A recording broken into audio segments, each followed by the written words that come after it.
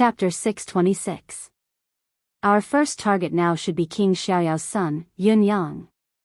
Sir Bai said with a smile, His Majesty has placed Yu Qinkuan in the residence of King Yun.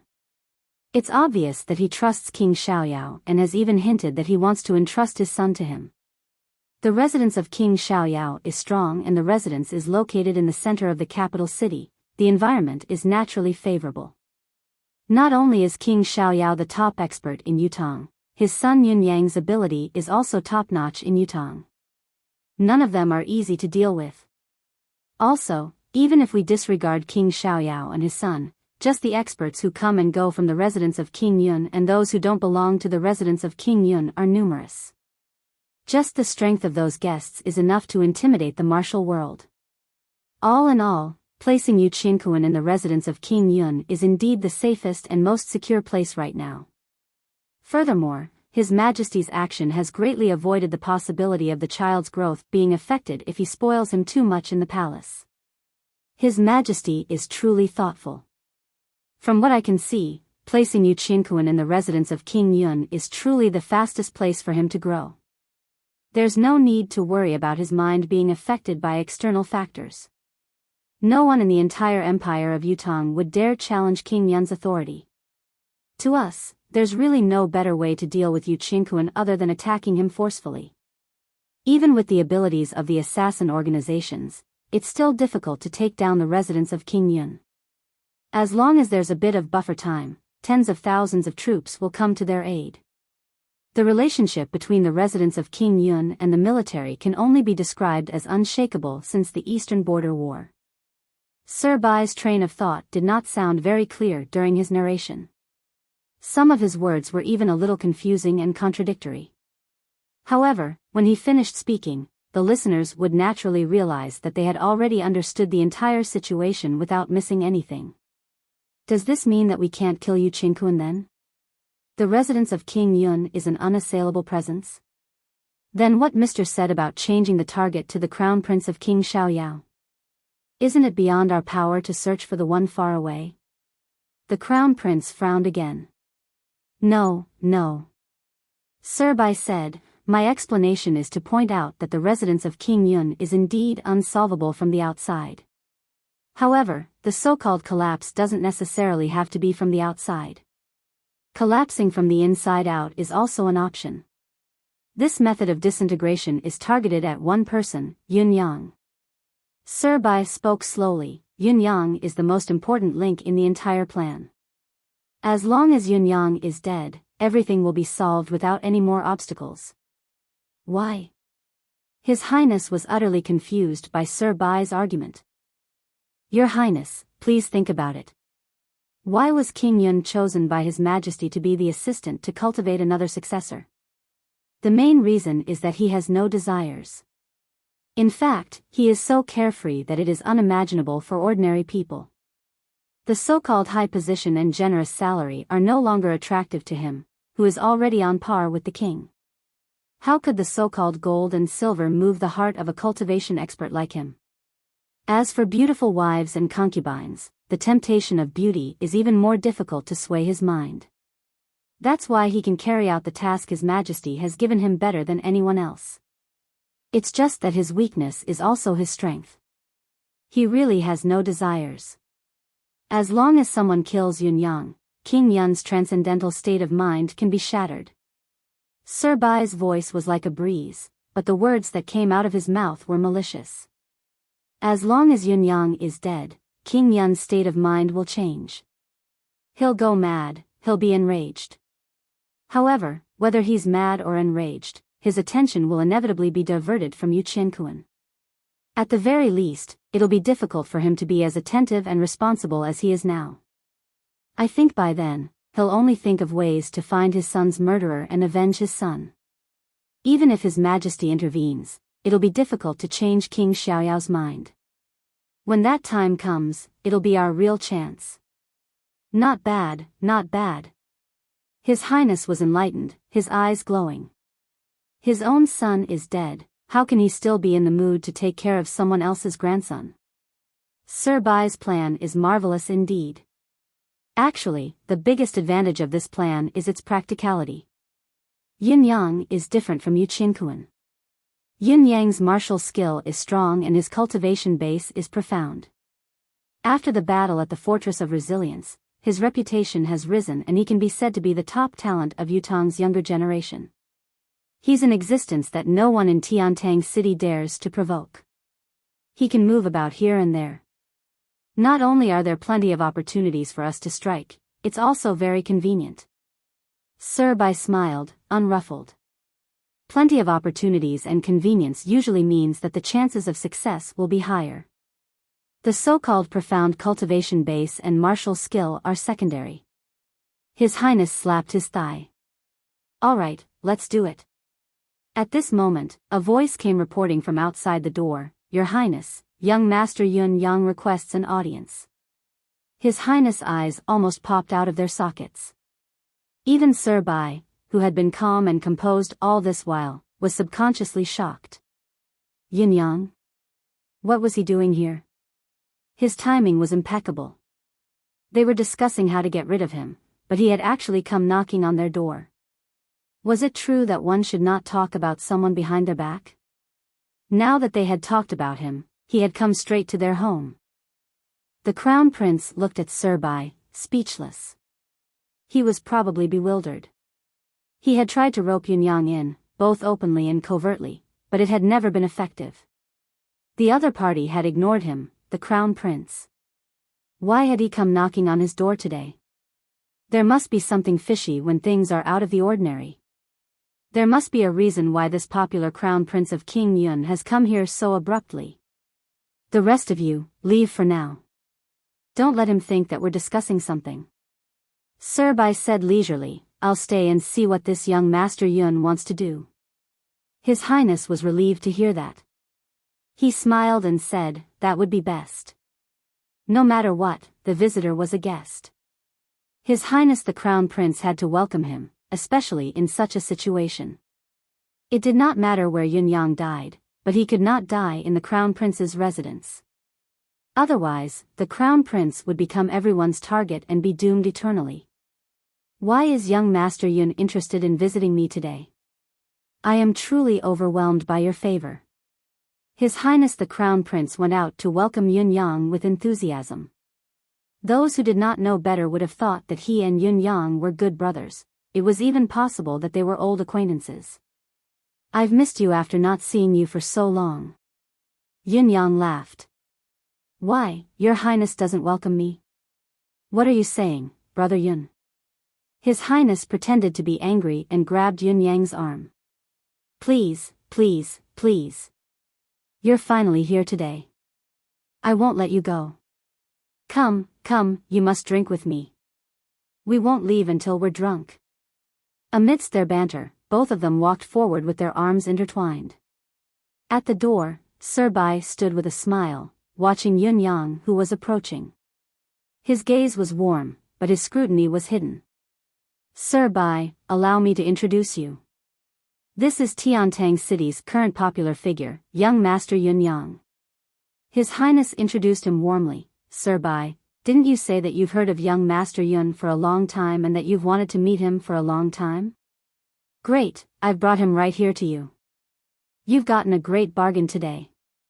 Sir Bai raised his hands in a salute.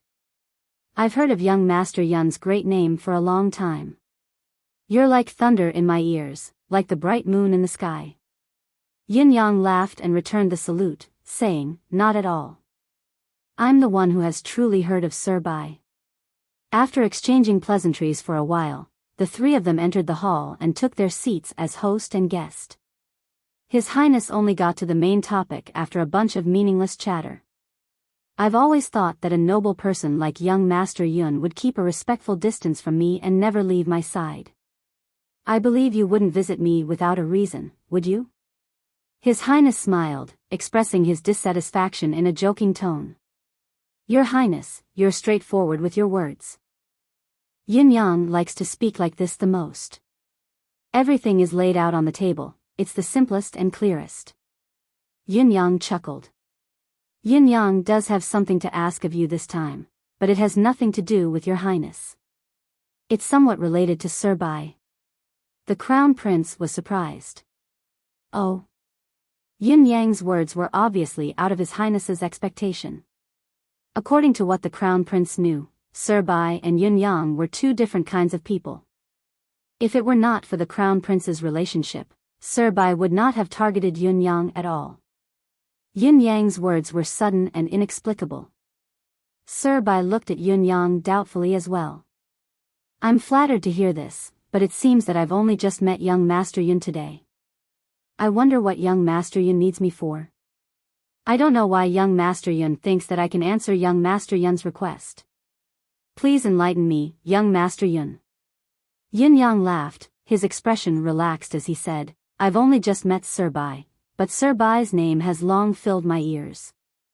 Sir Bai's reputation as the unrivaled Go player in Tiantang City is truly well known. Coincidentally, my cultivation base has been stagnant recently and I've been using Go to calm myself down. A few days ago, I came across an incomplete manual. It's rather difficult and abstruse, but I couldn't figure it out. I've taken the liberty of coming here to ask for your guidance, Sir Bai. Sir Bai said with a smile, I don't deserve to be called the unrivaled Go player in Tiantang City. I wonder how young Master Yun knows that I know how to play Go. I've rarely touched Go pieces all these years, other than sparring with good friends. I didn't expect young Master Yun to find out. Yin Yang laughed. There's a reason for this. Speaking of Tiantang City's Go player, Sir Bai isn't the most famous. In fact, I've looked for that person as well. Yes, it's the Go King, Tang Yiji. Sir Bai was hit with a sudden realization and chided Yun Yang jokingly, so it was that fellow who sold me out. I've always been a nobody, how did I catch young Master Yun's eye and come all the way here? Yin Yang guffawed and said, the so-called twists and turns are just that. Tang Yishu found it hard to decipher the Go playbook as well. After I allowed him to make a copy for him, he told me that Sir Bai is the current national player in Go. He, who has the reputation of the Go King, has played with Sir Bai many times, but he has never won against Sir Bai even once. Yin Yang smiled and said, that's why I've come looking for you. Sir Bai said in surprise, Tang Yiji's Go skill is superb and he's worthy of the title of Go King. There's actually a Go playbook that he can't decipher? I'm interested to see for myself. Yin Yang laughed. Go King Tang said that day that you'd be interested as long as I told Sir Bai that he couldn't decipher the Go playbook. It looks like Go King Tang is truly Sir Bai's confidant. Sir Bai laughed as well. I'm naturally like this. It's inevitable that I'll make a fool of myself in my excitement. Young Master Yun, I wonder where the playbook is now. Can you let me play it for a while? Yin Yang said, I've come to ask for guidance. Of course, the playbook is with me. However, would it be inconvenient if we start the game here? The Crown Prince guffawed. I'm a fan of Go as well. It's my pleasure to see such a playbook that can baffle a Go King. After a series of instructions, the three of them entered the Go room impatiently. The Go board was already set up. With a pleased smile, Yin Yang slowly took out an ancient book from his embrace. It was a playbook that looked to be at least a few hundred years old. This is the first game. Yin Yang flipped to the first page of the ancient book and started moving his hands around the Go board. Both the Crown Prince and Sir Bai observed the chess moves with a serious expression. The number of black and white Go pieces on the table increased, the changes becoming more and more complicated. Naturally, the calculation became more difficult. After about 40 to 50 moves, Sir Bai's eyes would light up with each move. When the game reached 98th move, the black Go piece seemed to be going deep alone, but it was actually a brilliant move that made Sir Bai exclaim, brilliant. Brilliant. Yin Yang laughed and said, it's brilliant, of course. However, the most exciting part is yet to come. Yin Yang stopped when he reached the 135th move. The Crown Prince and Sir Bai frowned at once. In a normal game of Go, the 135th move was probably the number of moves that were nearing the end of the game. It was not surprising, but the complexity of the game was giving both of them headaches. Based on the current situation, the the black Go piece had an obvious advantage, but the white Go piece was ready to strike with an extremely solid counterattack. It was like a sword being unsheathed and a bow being knocked. There was still a chance for a counterattack to decide the outcome. Chapter 627. Sir Bai was no longer as calm as before. His brows were tightly furrowed, his attention fully focused on the Go board. In an ordinary game of Go, when it reached the number of 135 moves, the general trend was basically set. Unless it was some particularly high-level and relatively well-matched opponents, there would be no clear winner or loser due to chance encounters. In spite of this, there would always be a difference in the number of black and white pieces. It was easy to tell which side had the upper hand.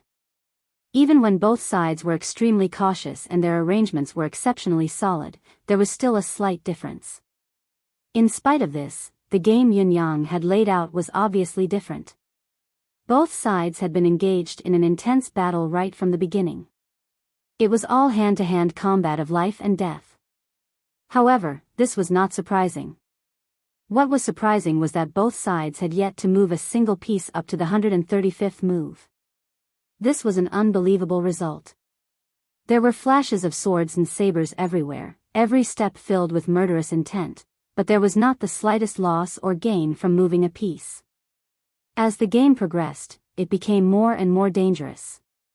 Whether it was the black or white sides or even the entire game, it was shrouded in an atmosphere of take a step back, take a step forward and plunge into a bottomless abyss.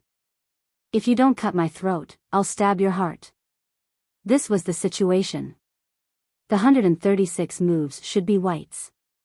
In spite of this, Sir Bai held a white piece in his hand, hesitating and unable to make a move.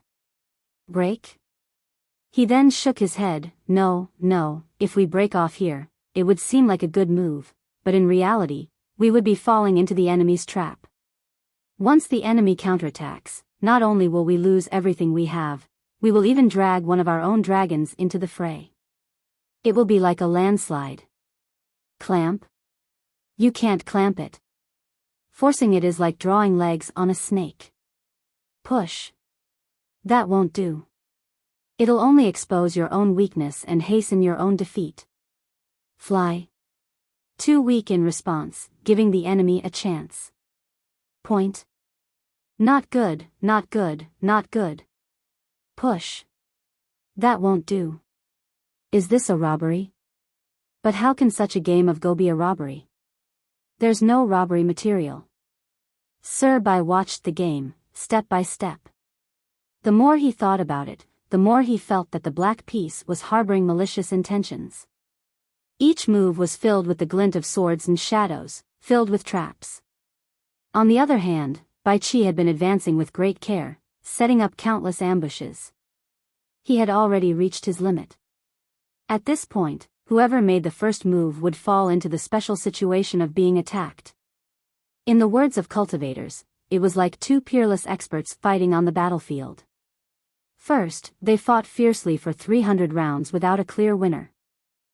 Then, they fell into a special state where the enemy didn't move, and neither did they. Both sides were experts, and they were fully prepared. They wanted to gain the upper hand by striking later, hoping that the other side would make the first move. Then, they would be able to break the momentum and launch a massive counterattack to defeat the enemy. With a single move, it was enough to force his opponent into a disadvantageous position and even determine the victor. Unfortunately, both sides were heavily fortified, and the situation was impregnable. This state of immobility had lasted for a long time. Whose chess record is this? Sir Bai pondered for a long time but still could not find a place to start. Finally, he could not help murmuring to himself with a frown. John Doe. Yunyang placed the Go manual on the table and said, "There's no record of the author in this Go manual, nor are there any clues to be found. I was thinking that Sir Bai's Go skill might allow me to meet him or her." "That's strange." Sir Bai said, "A man leaves his name when he passes, and a wild goose leaves its sound when it passes. A Go player who could play this game must be unparalleled in his skill. How could he not leave his name behind? I have no way of knowing." Actually, finding out who the original owner of this Go manual is a matter for another time. My true intention is still the final outcome of this game, Yunyang said. I've never been unduly humble and I'm quite confident in Go, but I've studied this game, especially at this stage, for a long, long time. I've always felt that no matter how I deal with it, I'll only be committing suicide. Now that I think about it, I feel a headache coming on, but I'm also itching for the final outcome of this game. That's why I've searched everywhere for Go experts to solve my confusion. Otherwise, I wouldn't have come to the Crown Prince to ask for advice. Sir Bai pondered and said, such a Go game is truly captivating. He then continued, I've heard from young master that you must have a deep understanding of Go as well. I'm not talented, but I'm willing to play the white piece with young master and deduce possible Go paths. Perhaps, I'll gain some insight.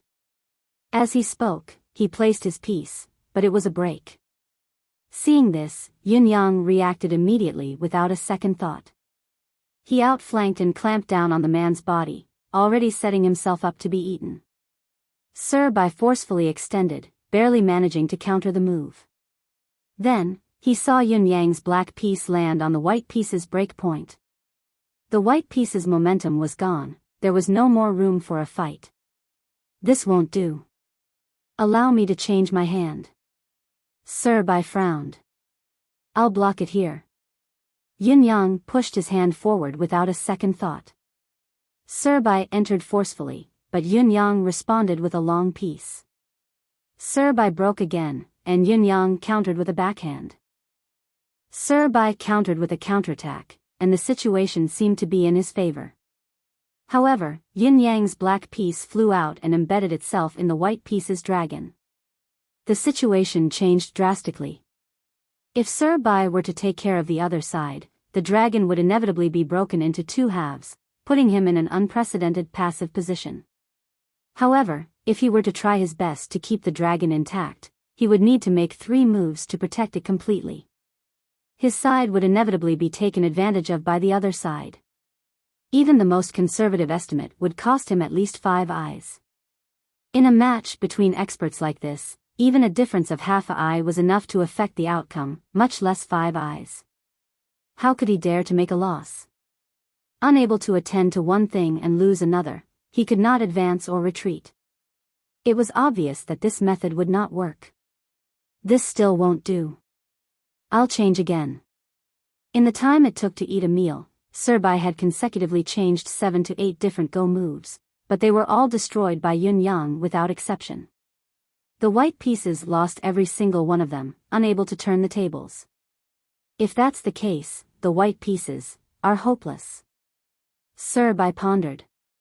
But why is it marked as the white piece's victory? This is something I've been puzzled about. According to the book, the white piece should have played an exceptional move up to this point in the game and sealed the victory, then subdued the opponent and won. That's why it stopped here, Yunyang said. The problem now is that I can't find that move. Sir Bai nodded and said, that should be the case. I'd do the same if I were to make the Go manual, but where did the white piece's winning move end up? He stood up and looked down at the Go board for a long time, deep in thought and speechless for a long time. After a long time, he switched to another direction and looked at the Go board obliquely. He looked at it from a different angle, hoping to find more clues. The onlooker sees the game better than the onlooker. It was obvious that Sir Bai was trying to pull his thoughts away from the Go board and look at the game from an outsider's point of view, but he gained nothing after a long time. Chapter 628. What did Tang Yishui say? Asked Sir Bai. Tang Yishui racked his brains until he vomited blood from exhaustion, but he still couldn't figure it out. He's recuperating now, answered Yunyang. Vomiting blood? Recuperating? If I hadn't seen it with my own eyes, how would I have thought that there's such a game in this world? It's truly a blood-vomiting manual. Sir Bai heaved a deep sigh. Suddenly, his eyes shone as he said, could this be the rumored blood-vomiting manual that no one has ever been able to solve? Yunyang was stunned. Blood-vomiting manual? Then, the secret manual of Go? He nodded and said in deep thought, no wonder then. It's the legendary item in Go, nothing can be done about it, Sir Bai pondered with rapt attention. After trying all the methods he knew, he swiftly came to a conclusion. This game of Go could not be solved with conventional methods. Thinking about it, he tried again and began to simulate various variations in his mind. The more he thought about it, the more variations there were, but the final result was still futile. It was difficult to change the losing game. As time went on, the black and white pieces on the Go board in his mind gradually turned into a confrontation between the black and white armies. Thousands of soldiers and horses were charging over and leaving in a cloud of dust. The two peerless marshals were unleashing all sorts of tricks and variations as they fought fiercely. Sir Bai gradually appeared to be in a trance as he murmured, "There's no way forward, no way back. What should I do in such a hopeless situation? How can I turn the losing game around and turn the tide? How absurd, how absurd." As he spoke, his face turned paler and paler while his body swayed like it was about to collapse. Sir Bai's mind was completely immersed in the Go game now. His vision was filled with illusions and his expression grew more unsightly, but he did not seem to notice it at all. Yin Yang looked like he was deep in thought as well, as if his soul had left his body, but his mind was not on the game at all. There was only amusement in his heart. The god of wine, Feng Xianga, has studied this Go manual for most of his life, vomiting blood until most of his lifespan is gone. Even if you've held back, you're still one of the Four Seasons Tower's civil and martial ministers. You're still a distance away from the phantom physician, Feng Xianga, the expert of the generation above you, aren't you?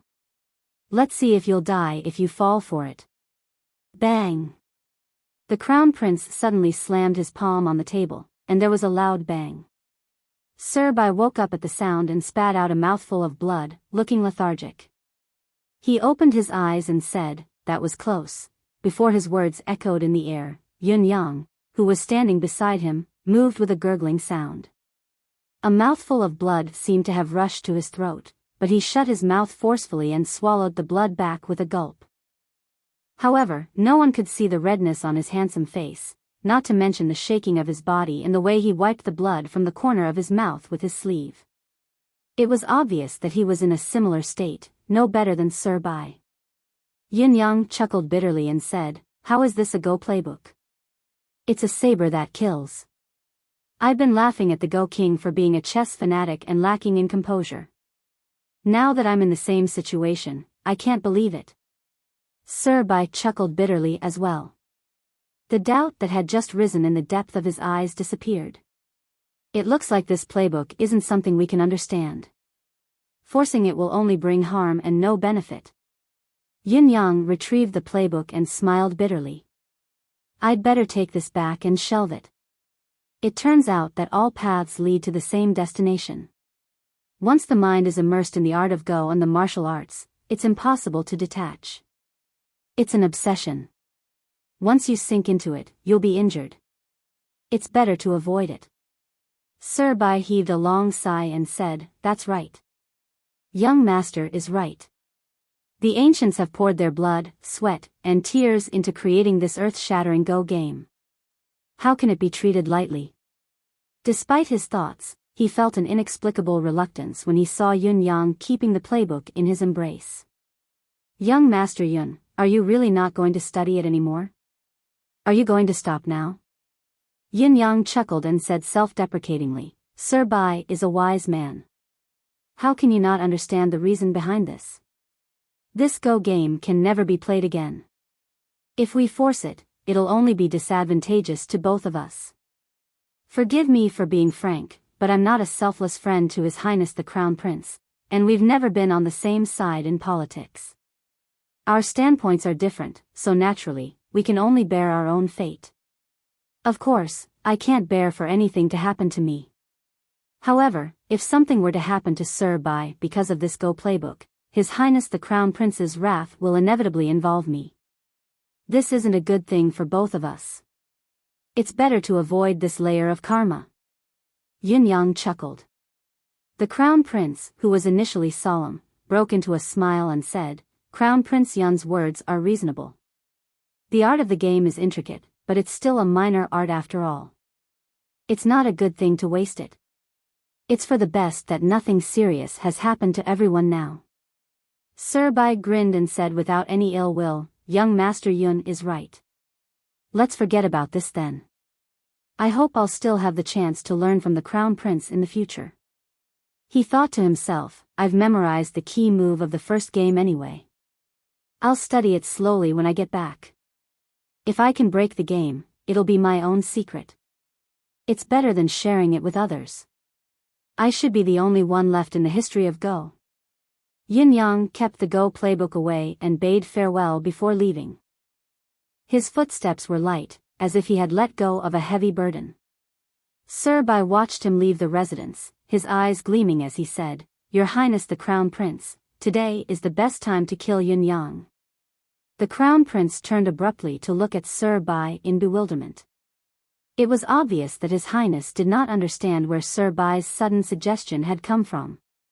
Sir Bai sucked in a deep breath and said, Times have changed. Your Highness has coincidentally established a friendly relationship with Yin Yang by chance. If you strike him now, Your Highness will have an excuse to get rid of suspicion even if someone suspects it later.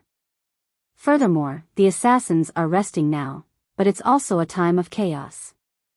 It's extremely convenient to strike now. His Highness nodded slightly and said, That's right. This is indeed the best time for us to strike. No one will suspect a friend who has just expressed goodwill and goodwill. Sir Bai is wise indeed. Sir Bai nodded with a smile and said leisurely, It should be heaven's will that Your Highness will succeed. It would be absurd not to take what heaven has given you. Without further ado, His Highness passed down the order at once. Just as the order was about to be delivered, Sir Bai added, Remember to bring back the Go playbook from young Master Yun. Do not damage it. The Crown Prince was dumbfounded. Why the F***ck did you kill Yin Yang? Was it for yourself or for yourself? It was only a Go playbook. Was there a need to do it so blatantly, abusing one's authority for personal gain? His Highness could not understand Sir Bai's mentality at all. Yin Yang walked out of the Crown Prince's residence. Just as he turned a corner, he saw a familiar face. Chapter 629. Shangguan Lingxiu was dressed in martial attire as usual, a pure white cloak draped over her tall, slender frame. Accompanied by a few guards, she stood boldly in the middle of the street, her beautiful eyes watching Yin Yang who was turning over. Her expression was calm, as if she had expected it and was waiting quietly. Oh, Sister Lingxiu. Yin Yang was pleasantly surprised. It's a small world indeed.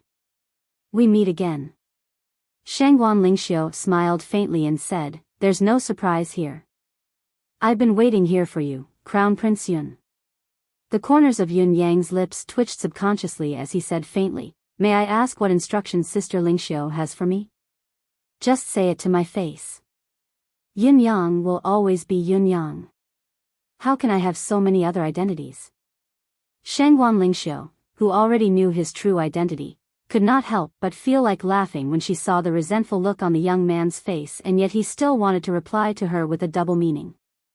I dare not say that I have any instructions. I really only want to speak to you and ask you a few things. Sister Lingxiu, please speak. This young brother will tell you everything he knows. Shangguan Lingxiu turned and walked away. Walk with me. We'll talk as we walk. Yin Yang followed her with a pounding heart. What does this madam want with me? Why did he take it so seriously? Yin Yang was not an idiot. At most, his EQ was a little low at times. In the past, he had shouldered the deep grudge of the 9 Supremes. Even if he had realized it, as long as he cast it all aside, how could he be completely unmoved when he had nothing to do and the thoughts of a beautiful woman were deep in love? Both Ji Lingxi and Shangguan Lingxiu felt the same way. Yin Yang was not a fool, how could he not feel it? It was just that Yin Yang had mixed feelings about Shangguan Lingxiu. This woman was strong, brave, determined, and resilient. She did not lack any of the qualities that most men in this world did not possess. In addition, she was beautiful, intelligent, and virtuous. She was willing to work without complaint, willing to contribute, and dared to sacrifice. She had always known what she needed and what she desired. Yet, under the heavy responsibility that she had given herself, she would rather give it up and not fight for it. Because she knew that with the current situation of the Shangguan family, she didn't have the qualifications to pursue the so-called happiness. Her own happiness, whether it was for herself or for the person she loved, was just a heavy burden. Therefore, she chose to endure it. Shangguan Lingxiu had been taking a step back in the face of her rival in love. Step by step, she had backed away from the great love that she could have used as an opportunity to develop, even when she had many convenient conditions, many connections, and elders who were happy to see her. Furthermore, Yun Yang had other feelings towards Shangguan Lingxiu as well, such as pity, respect, and cherishing. She was such a beautiful woman, but because of others and herself, she was shackled with so many heavy shackles. How unfortunate. Sister Lan, you still haven't found it? Shangguan Lingxiu asked softly as she walked slowly. No. Yun Yang heaved a long sigh. No news is good news. Shangguan Lingxiu fell silent before she could finish her sentence. Shangguan Lingxiu had mixed feelings about Yu Rulan as well. On one hand, the intelligent Yu Rulan was the best choice to be a best friend, be it in terms of knowledge, conversation, or any other aspect. On the other hand, Yu Rulan was unscrupulous in matchmaking for Ji Lingxi and had forced Shangguan Lingxiu to concede step by step in all aspects. Shangguan Lingxiu felt uncomfortable. It was one thing to concede willingly, but no one would feel comfortable being forced to do so. If one did not feel anything, one would either not feel anything for the person involved or one would be a fool. Shangguan Lingxiu was not a fool, she would not be oblivious to Yun Yang. Of course, she would feel uncomfortable about Yu Rulan's actions. In spite of this, it was understandable that Yu Rulan was planning for Ji Lingxi. There was nothing that could be done about the difference between closeness and distance. Both parties had different standpoints and it was difficult to reconcile, but the three girls had fought the enemy side by side during the battle at the Fortress of Resilience. The friendship that was built on the battlefield was the strongest. It was normal for them to appreciate each other and feel pity for each other.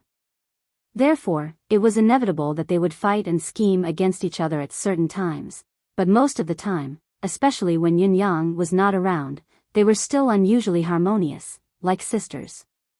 At the end of the day, Yu Rulan was Ji Lingxi's sister-in-law to be, well, she was already Ji Lingxi's official sister-in-law. If she did not plan for her own sister-in-law, was she supposed to fight for Shangguan Lingxiu?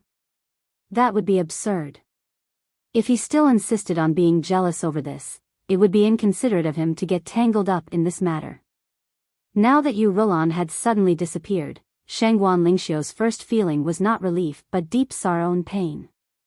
At once, Shangguan Lingxiu had mobilized all the resources she had at hand to search for her best friend. The search had yet to end and was still ongoing. Shangguan Lingxiu could not help but feel a pang in her heart when she heard that Yun Yang had not found him yet. Sister Lan is such a good person, how could she, sigh? Shangguan Lingxiu sighed and said, I wonder when this chaotic world will truly end. Yun Yang was silent for a moment before he said, it's about to end. Soon. His voice was filled with a longing for life after the war. How are my little nephews doing in your residence? Shangguan Lingxiu changed the topic immediately. Not bad at all. Yun Yang was not stingy with his compliments. Putting aside the fact that these fellows have extraordinary aptitudes, they all have a determined heart. This is exceptionally commendable, not to mention the militaristic demeanor that has been ingrained into their bones. It is constantly on display. Sigh. Instead of saying that they're here to study in the residence of Yun, it's more like they're doing my father a great favor.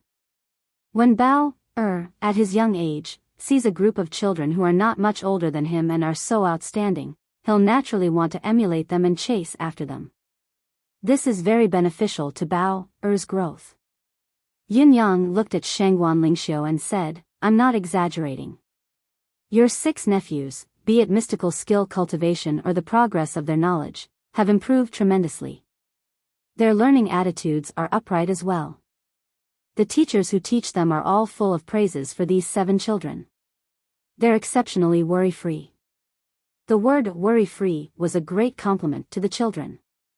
Shangguan Lingxiu smiled from the bottom of her heart and said in relief, That's great, that's great. I only hope that they won't tarnish the Shangguan family of generals' reputation when they grow up. Yin Yang said seriously, I can answer this question in advance now.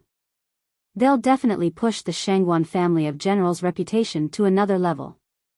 I'm very certain that these children can surpass your Shangguan family of generals' ancestors. They can do it. Shangguan Lingxiu nodded, her face flushed with excitement. There was no doubt in her mind because Yin Yang was still Supreme Cloud, the 9 Supremes think tank.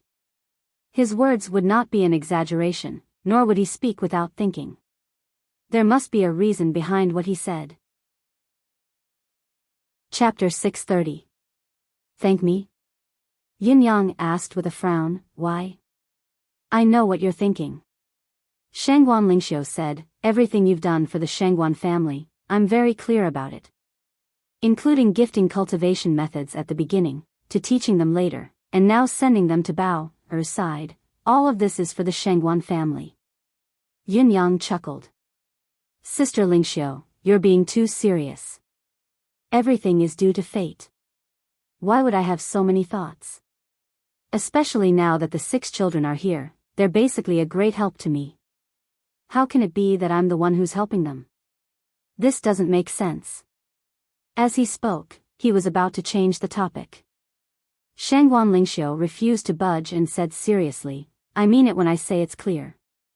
Bao is His Majesty's favorite child. The Crown Prince is going against the grain now and has lost the people's trust. If Bao can grow up successfully and have some ability, some things are basically set in stone.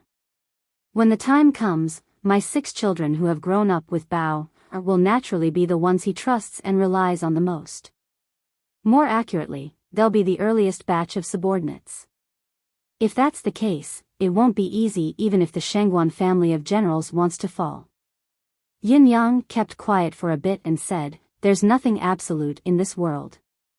If the outcome isn't as expected, or if something happens along the way, bringing the 6 children here now would be like tying the Shangguan family of generals to an irreversible war chariot.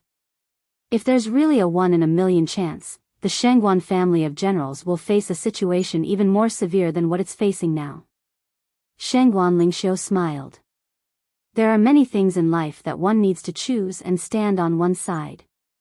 It's impossible to get everything without giving anything. Up until now, we still have the upper hand in this gamble of life. Even if there's a mishap and the situation doesn't turn out as expected, the Shangguan family still has at least 6 pillars of support no matter how it develops. It won't be any worse than it is now. Yin Yang could only nod. This is the truth. Indeed. The 2 of them walked forward in silence. The guards behind them followed them from a distance. No one dared to disturb them. Actually, as long as they grow up quickly, you'll be able to let go of the Shangguan clan's matters as soon as possible. You'll be able to free yourself from the shackles you've been carrying for far too long. Yin Yang sighed softly, responsibility has to be handed over when it's time. Every generation's responsibility will be passed on to the next generation. It's better for you to do this as soon as possible. There was no doubt that Yin Yang's words came from the bottom of his heart. He truly felt sorry for Shangguan Lingxiu, but it was only the literal meaning, there was no other meaning behind it. However, in Shangguan Lingxiu's ears, there was obviously another meaning to his words. Let go of everything related to the Shangguan clan as soon as possible. Undo the shackles I've put on myself. Hand over responsibility. Shifting the responsibility. The faster the better. Shangguan Lingxiu could not help but overthink. What did he mean? Does he think that I'm wasting my youth? Was that why they made such an arrangement?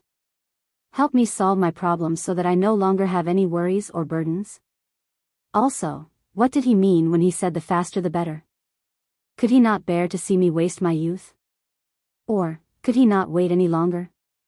The more Shangguan Lingxiu thought about it, the more her heart pounded. Her pretty face was already flushed red. As she pondered, even her neck and ears were flushed. Yin Yang's heart skipped a beat when he saw how the usually valiant, iron-blooded general had suddenly turned bashful right out of the mouth of his thoughts. I'm speaking from my heart, the truth. How did I hit on her again? How did I put this? Yin Yang thought back urgently. What he had said just now was the truth from the bottom of his heart. There did not seem to be any problem. Shangguan Lingxiu sighed in melancholy and said in a low voice, yes, this responsibility. I want to pass it on as soon as possible, thinking of how her nephews were still a few years away from the age where they could reluctantly take over her responsibilities. She could not help but feel downcast once more. A few years? That was a few years. She was already 23 years old now. How old would she be in a few more years? How old would Yin Yang be now? How could his state of mind not change in these few years?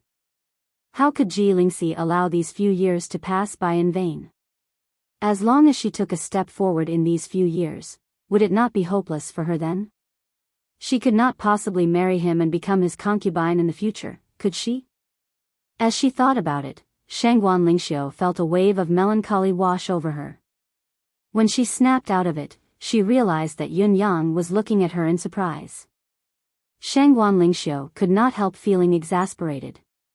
Not to mention that this fellow was insensitive. Even if he could understand her daughter's thoughts, how could she take that step now? Sigh, it might not be a bad thing if he could remain ignorant and insensitive forever.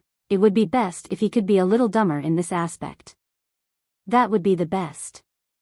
In spite of it, Shangguan Lingxiu felt that her thoughts were just wishful thinking, presumptuous and delusional.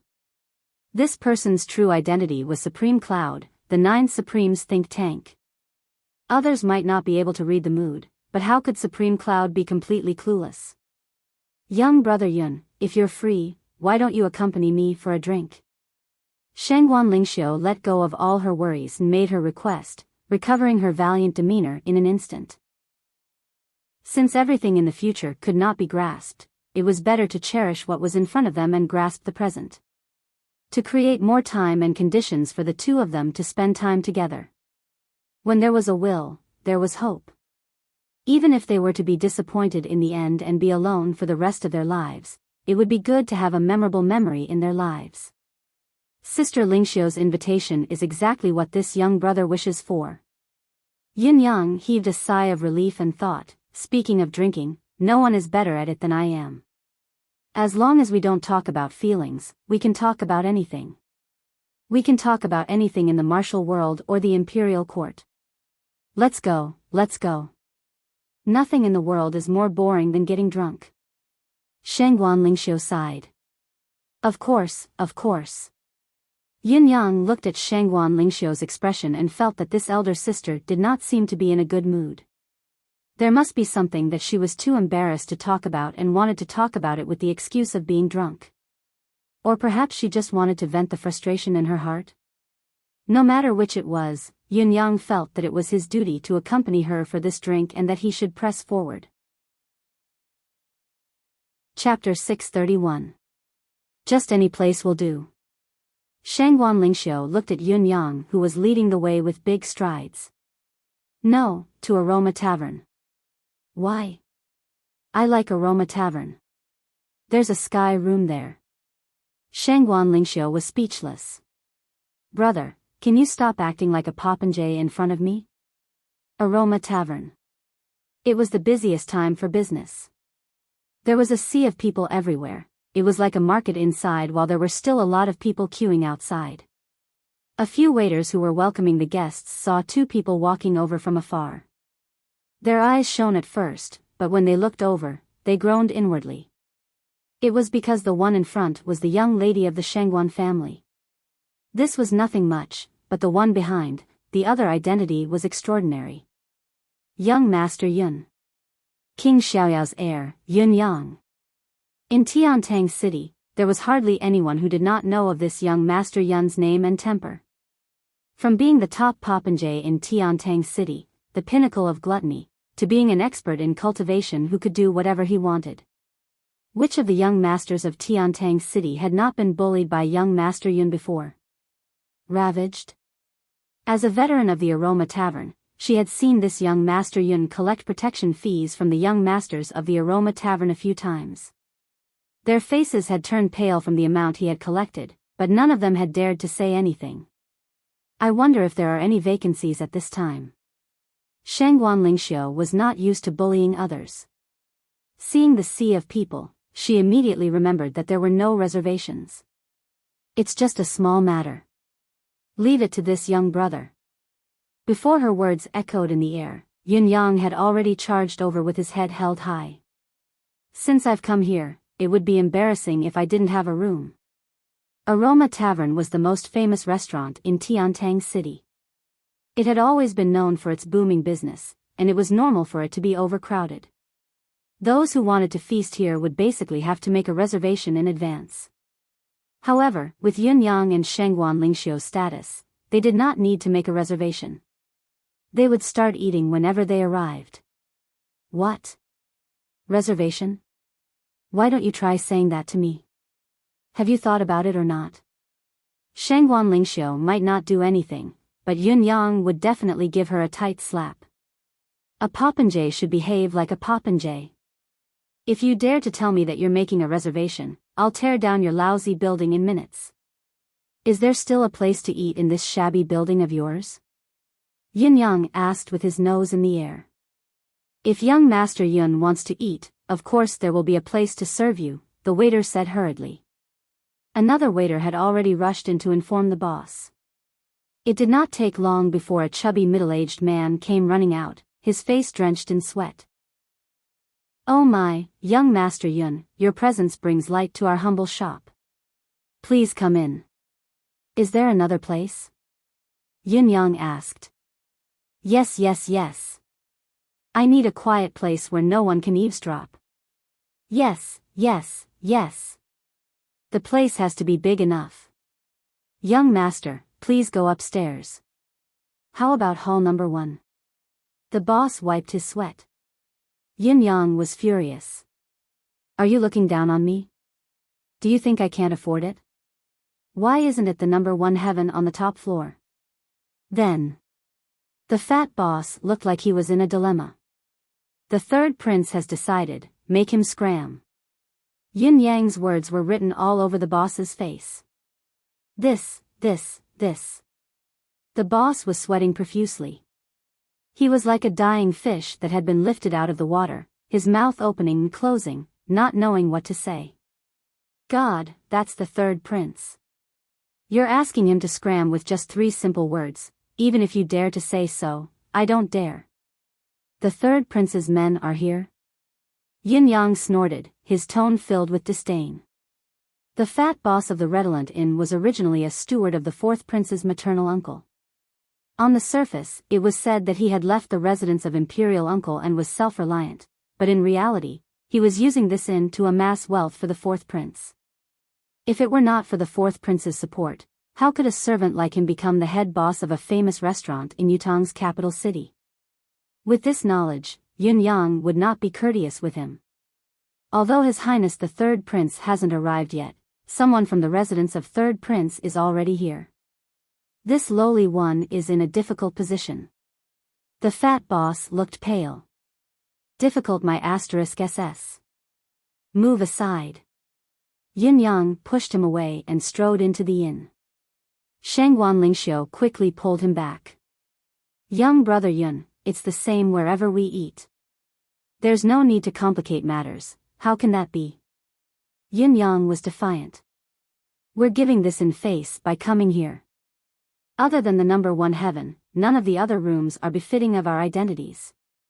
How can our identities be neglected? Shangguan Lingxiu wanted to say that the third prince's identity was not weaker than theirs, but she instinctively recalled that Yun Yang's identity, cultivation path, and hidden identity were not something the third prince could compare to. If Yun Yang were to give in just like that, she might not be happy about it. Of course, there was still a reason for this, as the saying went, beauty is in the eye of the beholder. No matter how valiant and heroic Shangguan Lingxiu was, she could not escape this unbreakable truth. A strand of thought strayed her train of thought.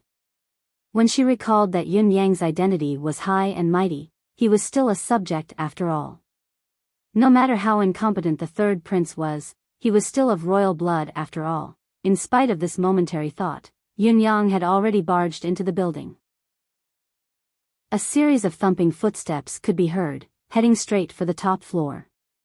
Shangguan Lingxiu frowned but did not say anything more, following him. She pondered further now. No matter how arrogant Yun Yang appeared, it was not his true nature after all. His true identity was Supreme Cloud. Why would the 9 Supremes think tank do such a ridiculous thing? There must be an ulterior motive. There was only one room on the top floor, overlooking Tiantang City. The room's door was shut tight, but faint chatter and laughter could be heard coming from within. Yin Yang strode over and kicked the door open without a word. The 3 of them were talking to each other when they suddenly heard a loud noise. They turned their heads in surprise at the same time. Yin Yang, who was dressed in purple, strode into the room and said with his nose in the air, "Scram, all of you inside. I want to drink and talk in this room today. I don't want anyone to disturb me." One of the brocade-robed men was enraged. He stood up abruptly and said angrily, "Yin Yang, what do you mean by this? This room is used by His Highness the Third Prince to entertain distinguished guests. How dare you be so presumptuous?" Although the person who spoke had a face full of anger, although his aura was overbearing, and his words were cold, the moment he opened his mouth, he brought up the Third Prince. This already showed that this person was only putting on a brave front, but was actually weak inside. Yin Yang was unfazed as he said coldly, "Since it's the Third Prince who wants to entertain guests, then let the Third Prince talk to me himself." "Who do you think you are to talk to me? I'll count to 3 now. If all of you still don't scram, I'll strip you all naked and throw you out. Do you think I dare to do so?" He raised 3 fingers and said, "1." The middle-aged man was so angry that he almost spat blood. His eyes were spitting fire, his hair and beard bristling. Yin Yang bent his second finger and said with a light smile, "2." The 3 of them gritted their teeth, panting heavily, but they did not move.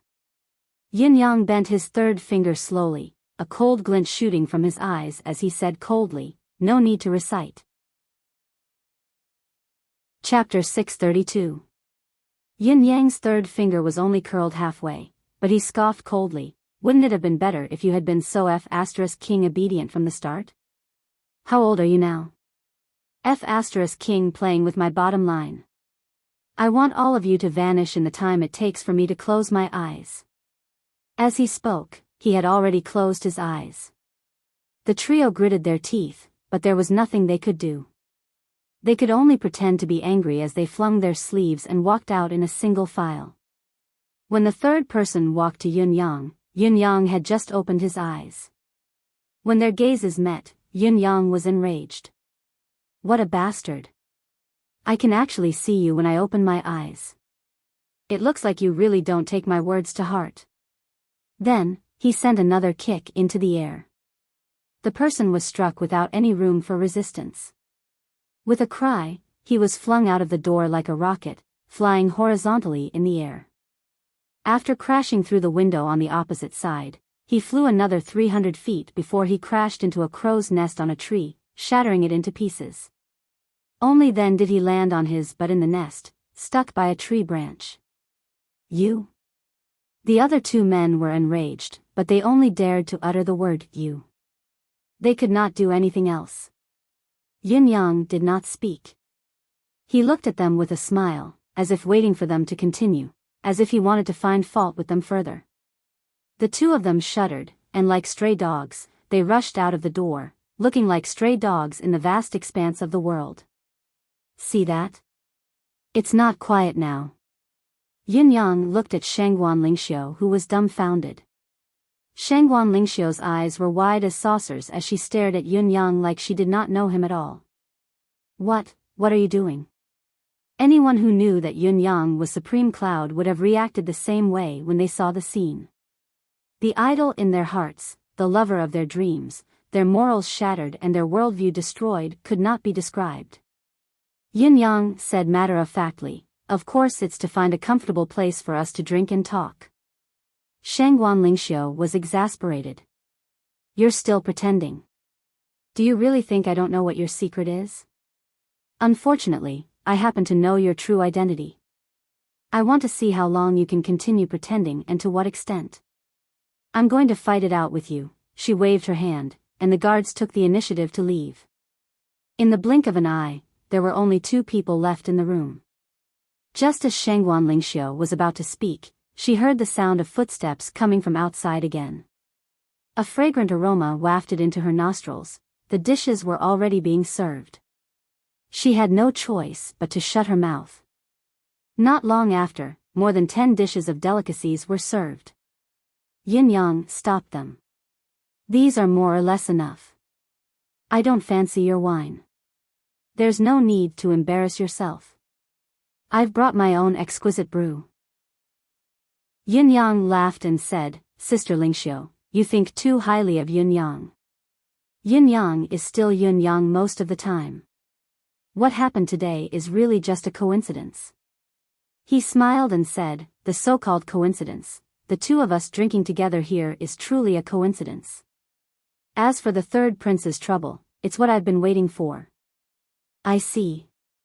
I went to the residence of Crown Prince earlier for another matter.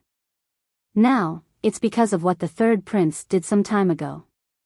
He forcefully recruited a few crippled generals from the military to build a hall of the handicapped in his residence. The external purpose is to show his benevolence of comforting the disabled soldiers and rescuing the families of those in distress.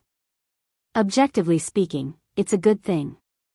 Even if he has ulterior motives, I'll turn a blind eye as long as he's willing to fork out gold and silver to carry out these things. I won't force everyone to be truly benevolent and ask for nothing in return." However, after he built the Hall of the Handicapped and gained fame, he didn't fulfill any of his promises. He even used the name of the disabled soldiers to deceive the Board of War, trying to gain the favor and support of the military bosses with all sorts of flowery words. Shangguan Lingxiu asked in confusion, "Which one of the bosses is muddle-headed? He wants to use the name to gather his forces without doing anything. How can he hide it from them?" Yin Yang chuckled humorlessly. "The 3rd prince isn't a fool either. He already has a countermeasure. In fact, he did fork out a lot of silver taels to carry out relief work, but the main reason why I say that he didn't fork out any silver taels is that before the relief work, he first sent men to rob the families of the disabled soldiers. Of course, the robbery was made up to look like it was done by gangsters. Then, he sent men to deliver silver taels to the poor. Naturally, they would be grateful, even more grateful." Shangguan Lingxiu was so angry that she could barely breathe. Her eyes were wide open. "There's actually such a thing? I didn't expect the 3rd prince to be so insane. There's really such a thing." Yin Yang sighed as well. "A prince wants to build a memorial but is reluctant to spend money. Of course, I can't stand it. If I can't stand it, I'll beat it up." Chapter 633. Isn't it disappointing for a prince of a nation to engage in such petty acts? I have 2 goals today. One is to walk around the Crown Prince's residence and do something. The other is to get rid of all of the 3rd prince's lackeys. Yin Yang grinned. Snatching a room is just to discuss them first. This is just the beginning, just the beginning. The main course hasn't been served yet. Come, let's drink. Our priority now is to drink and talk. Everything else will come later." Shangguan Lingxiu smiled sweetly, thinking to herself, "I was right. He really has an ulterior motive. How could the almighty Supreme Cloud fool around like this? It's only reasonable that there's a deeper meaning behind this." Picking up the bowl of wine, he took a big gulp and said softly, "If possible, it would be best to beat this 3rd prince to the point that he no longer has any intention of coveting the throne. Get rid of all the people that he relies on, once and for all, and there will be no future troubles. Yin Yang chuckled dryly. Of course I want to do that, once and for all, without any future troubles. It's a pity that it can't be done. We don't only have this prince. We must beat him up this time, and we must beat him hard enough, but we must preserve a portion of his strength so that he can't stir up any more trouble, but he still hasn't given up on his evil intentions. I still want to keep him as a qualified whetstone. Wouldn't it be a waste of space to make use of him if we beat him to death?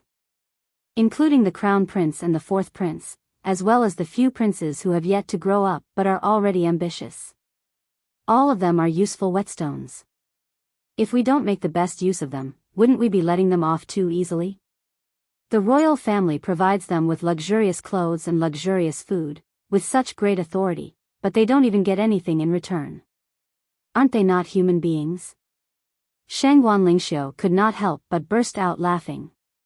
Yin Yang's words sounded ludicrous, but there was a deeper meaning in them. Shangguan Lingxiu could hear it clearly. It was not supposed to be funny, but when Yin Yang spoke, he winked at her, intentionally or unintentionally. It was so funny that she could not help but break into a smile. Actually, I have another matter to discuss with you today. Shangguan Lingxiu's gaze fell on Yin Yang's face. She wanted to say something but hesitated. The emotion that flashed across her eyes was forcefully suppressed. Speak your mind. Hemming and hawing isn't your style, Sister Lingxiu, said Yin Yang. Old great mistress. There was sorrow in Shangguan Lingxiu's eyes. Old great mistress has been mentally and physically supporting the family of generals all these years. She's at the end of her life now. I don't want her to pass away just like this, but I can't find a way to prolong her life. Yin Yang was silent for a moment. His lifespan was nearing its end. This was a person's destiny, a destiny that was difficult to change. Even someone as strong as Feng Xiang'e, who had friends like Yin Yang, Supreme Cloud, De Guchou, Ling Xiaozui, and Heaven's Inquisition, it was difficult for him to come up with a solution to such a situation where his time was almost up. What good idea could Shangguan Lingxiu have? Defying the heavens and changing one's fate was never an easy task. Shangguan Lingxiu's heart sank when she saw Yin Yang's silence. Her eyes were rimmed with tears as she spoke in a trembling voice, I know. I know that old Grand Commandant Fong has already exhausted his lifespan. His condition is even worse than old mistress's. It was you who kept him alive, so I want to, please help. Her eyes were focused on Yin Yang's face, almost pleading. Yin Yang thought about it and explained softly, Sister Lingxiu, it's not that I'm trying to shirk this responsibility. It's because old mistress, old Grand Commandant Fong, and old Marshal Qiu are in different states. The two old generals are in a precarious state, mainly because they've expended a large amount of qi and blood in the battlefield in the past. Now that both of their qi and blood are depleted, it's difficult for them to continue. As for my cultivation method, it's best to regenerate qi and blood. I've filled the two old sirs' bodies with my basic qi to avert the crisis. Most importantly, the two old sirs aren't really at the end of their lifespan. That's why I've been able to extend their lives for a period of time. It doesn't mean that I can reverse the flow of life and death and extend their lifespan. However, the matriarch's condition is not like this. From what I know, although the matriarch is skilled in martial arts, she rarely goes to war, and her body does not have many injuries. However, over the years, the grievous news of her parents, husband, children, grandchildren, great-grandchildren, people dying on the battlefield continuously spread, causing the matriarch to suffer too many mental blows. Ordinary people who are injured only expend their qi and blood, but for the matriarch, she expends her heart and blood. Old mistress's heart and soul have really been drained. Yin Yang sighed and said, in fact, I've checked on old mistress's physical condition many times when I went to the residence of Shangguan previously. However, since Sister Lingxiu has spoken this time, I'll go again no matter what and try my best. I dare not guarantee whether it'll be effective or how effective it will be. Shangguan Lingxiu was delighted. As long as you're willing to go, everything will be fine. Both of them had settled the matter. Shangguan Lingxiu was overjoyed and began to urge Yunyang to drink. It was as if in her heart, there was nothing that could not be done as long as Yunyang went. Supreme Cloud, the Nine Supremes think tank, was already a god in the hearts of Yutang's people.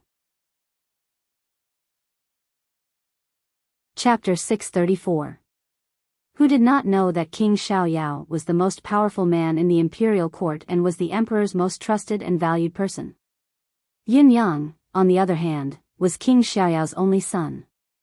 As long as Yunyang supported him, he would be able to gain King Xiaoyao's goodwill. By then, King Xiaoyao only needed to say a word of help in front of his father and the crown prince's position would no longer be an unattainable dream. Yunyang looked at the two men behind the third prince, a murderous intent flashing across his eyes as he said faintly, "Of course, your highness can meet me, but there's no need for a drink." The third prince was shocked. As a prince, he had come with a humble attitude and was not even allowed to drink? Yunyang said with a faint smile, "Firstly, my wine is very expensive. Your highness might not be able to afford it. Secondly, I only drink with my friends. Coincidentally, your highness is not my friend. Not in the past, not now, and not in the future." The harshness of his words had reached a whole new level. The third prince's expression immediately changed and became very unsightly. The two men behind him were enraged as well as they hollered, "Yunyang! How dare you? How dare you be so rude to His Highness?" The third prince waved his hand to stop the two men before he said coldly, "Oh?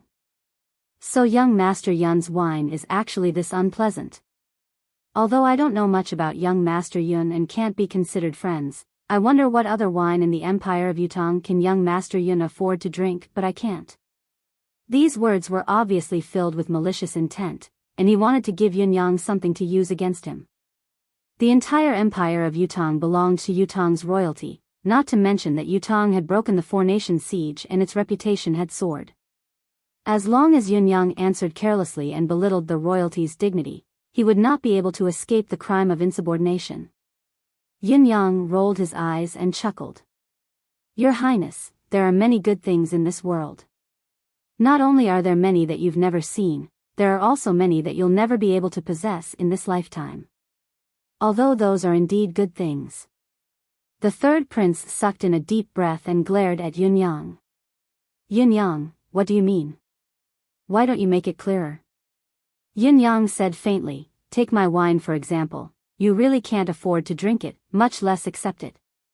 However, although you can't afford to drink this wine, you still have a very big advantage." The third prince sneered, "Oh? I can't believe that I actually have an advantage in young Master Yun's eyes." Yunyang nodded seriously and said with a smile, "No one will be nothing, the same goes for your highness. Your highness has done well in raising dogs. I admit my inferiority, I won't be able to compare to you in this lifetime." "Raising a dog?" The third prince snorted and narrowed his eyes. "What are you trying to say?" The faces of the two people behind him had already turned red. His eyes flashed with malice. Yunyang stood up slowly, looking at the two men behind the third prince and said faintly, "Am I not clear enough? Third prince, don't you see the two ferocious dogs behind you? Raising such audacious dogs is rare, even if they don't look down on their peers."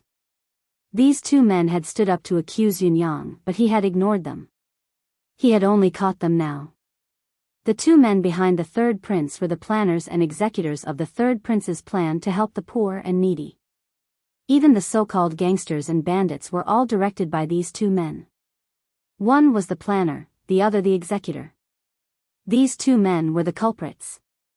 Yunyang's main purpose of coming to the Redolent Inn was to settle scores with these two men, aside from the third prince. Not only did he want to kill them quickly, he wanted to do it in front of the third prince. This was Yunyang's insistence, unwavering. The middle-aged man with fair skin and no beard was already trembling with rage. He gritted his teeth and said, "Yunyang, you think that you're King Yun's son. You're such a bully. Do you know that justice is not something that can be changed by force?" Yunyang smiled faintly but ignored him. Instead, He continued where he left off earlier, looking at the third prince and said, "Your Highness, do you know what kind of dog would be so audacious as to bare its fangs and brandish its claws, barking everywhere without waiting for its owner to speak?" The veins on the third prince's forehead were throbbing, his eyes bloodshot. He had never expected that he would come forward magnanimously and show goodwill after his men were bullied by Yun Yang, hoping to forge a good relationship and bury the hatchet. In the end, Yun Yang did not play by the script. Not only did he not give him any face, he had even scolded him without restraint. His mouth was red and his teeth were white as he slapped his face. This was simply slapping him in the face, slapping him again and again. There was no mercy, no room for negotiation. Without a doubt, only a rabid dog would be so bold as to bark everywhere. Yun Yang said seriously, only a rabid dog would dare to bite anyone. Even when facing a tiger, it dares to charge forward and bark a few times, because it has no fear. However, the risk of raising a rabid dog like this is too great. It might bite itself to death at any time. Yun Yang did not even look at the two men who were extremely humiliated. Instead, he looked at the third prince and said softly and gently, "A rabid dog like this should be killed as soon as possible." "Third prince, I'm thinking for your sake. Good words are unpleasant to the ears, but they're beneficial to your actions." Behind the third prince, the bearded man's eyes were gleaming with a bloodlust as he panted and roared, "Yun Yang, a warrior can be killed but not humiliated." "You." Yun Yang turned his head abruptly and said eerily, "A warrior can be killed? Is that true?" The burly man only felt a fiendish aura of a mountain of corpses and a sea of blood rushing towards him. For a moment, he even held his breath. A kind of extreme fear instantly filled his heart. He could not help but take a step back. His soul was about to leave his body, and he directly stopped speaking. Poof! Yun Yang took a step forward, his footsteps pounding on the two men's hearts like a sledgehammer. He said faintly, "A warrior can be killed. Not bad at all." Suddenly, a hand shot out like lightning and grabbed the bearded man's neck. He said faintly, "No wonder you dare to bark in front of me. You have a heaven realm cultivation base. Not bad at all." He retracted his arm, grabbed the man by the neck and brought him in front of him. He said gently, "You said it yourself. A man can be killed. I respect your decision. I won't scold you, I'll just kill you." Before his words echoed in the air, the bearded man's head disappeared from where Yun Yang's palm had passed. What was left in front of him was a headless corpse. Yun Yang's palm had actually slammed the man's head into his chest. The soft cracking sound was the sound of the man's vertebrae shattering. The headless body of the man swayed and fell to the ground with a thud, but there was no trace of blood. Extreme fear flashed in the middle-aged man's eyes as he turned to leave. Yun Yang chuckled and said, "He said it. A warrior can be killed. Two came together, how can one leave alone?" Then, he kicked out. There was a distance of 10 feet between them, but the kick landed squarely on the man's back. The man shrieked, jumping on the spot like he was possessed. Then, he collapsed to the ground like a pile of mud, no longer breathing. The third prince's breath caught in his throat. His eyes bulged as he looked at Yun Yang and lowered his head to look at the two corpses. Then, he lifted his head to look at Yun Yang again. A sliver of fear finally seeped through his incredulous gaze. His face was pale, his body trembling uncontrollably as he said in a quivering voice, Yun Yang. You dare kill people in public?" Yun Yang asked warmly, "Your Highness, do you know why I killed them?" The third prince gritted his teeth hatefully and said, "You're lawless, disregarding the law and deceiving your superiors. You wait." Yun Yang smiled coldly and said, all right, I shall wait. Your Highness, go back to the palace and lodge a complaint. I believe you'll know why I killed them." He lifted his head to look at the third prince's face. Extending his hand, he patted the third prince's shoulder and said softly, "You're still young, there are some things. Yun Yang's hand stopped in midair. This was because he could clearly see that there was a puddle of water beneath the third prince's feet, and it seemed to be continuously expanding. At the same time, an inexplicable stench permeated the air. When he extended his hand, the third prince thought that Yun Yang was going to kill him and peed his pants. Chapter 635. Shangguan Lingxiu, who was behind Yun Yang, could not help but wear an inexplicable expression. As a prince, he had behaved in such a pathetic manner. Not only did he not step forward in the face of danger, he had even wet his pants. His courage alone did not match his status. Furthermore, he had wet his pants when he knew very well that Yun Yang would never kill him. Such a performance could no longer be described as unbearable. It was simply a cowardly bandit, a group of rascals. Yet, such a person had coveted the position of crown prince and ascended to the throne. If such a person were to become the emperor, it would truly be a tragedy for Yutang's people. Not only was Shangguan Lingxiu unwilling to see such an outcome, she was determined to put an end to it. She would not allow the fruits of her family's hard work, which had been bathed in blood, to be defiled and desecrated by the person before her. At this moment, Shangguan Lingxiu had made up her mind. She was determined to stand firm. At this time, the third prince's subordinates had also come up from downstairs, obviously having heard the commotion. However, when they saw the two corpses on the ground and the third prince's pale face, they were all dumbfounded and did not move at all. No one would have thought that Yun Yang would be so bold as to kill the third prince's two aides in public. Such an act was no different from rebellion. Yun Yang could not help frowning as he watched the group come up. He had vaguely felt a dangerous aura just now, but the third prince and his men did not have that kind of aura. What was going on? The group swarmed forward and shielded the third prince behind them. The person who had been chased away by Yun Yang snorted coldly, "Yun Yang, you must know that there is a limit to everything. You've gone too far today. Someone will settle the score with you." Protected by the group, the third prince felt that his safety was assured and finally regained some color. However, when he looked at Yun Yang again, his gaze was still tinged with fear. However, he could not afford to show weakness at this juncture, so he braced himself and said, "Yun Yang, just you wait." Before the third prince's words echoed in the air, Shangguan Lingxiu's soft sigh came from behind Yun Yang. "Your Highness, it's better that you go back quickly. Arguing like this is just exposing your own disgrace. Can there really be any outcome?" The third prince's gaze swept past Yun Yang and focused on Shangguan Lingxiu's pretty face, his gaze laced with deep resentment. To him, or perhaps from what he knew and felt, even if he were to complain to his father, Yun Yang would most probably not be punished. It was even possible that his father already knew what he had done.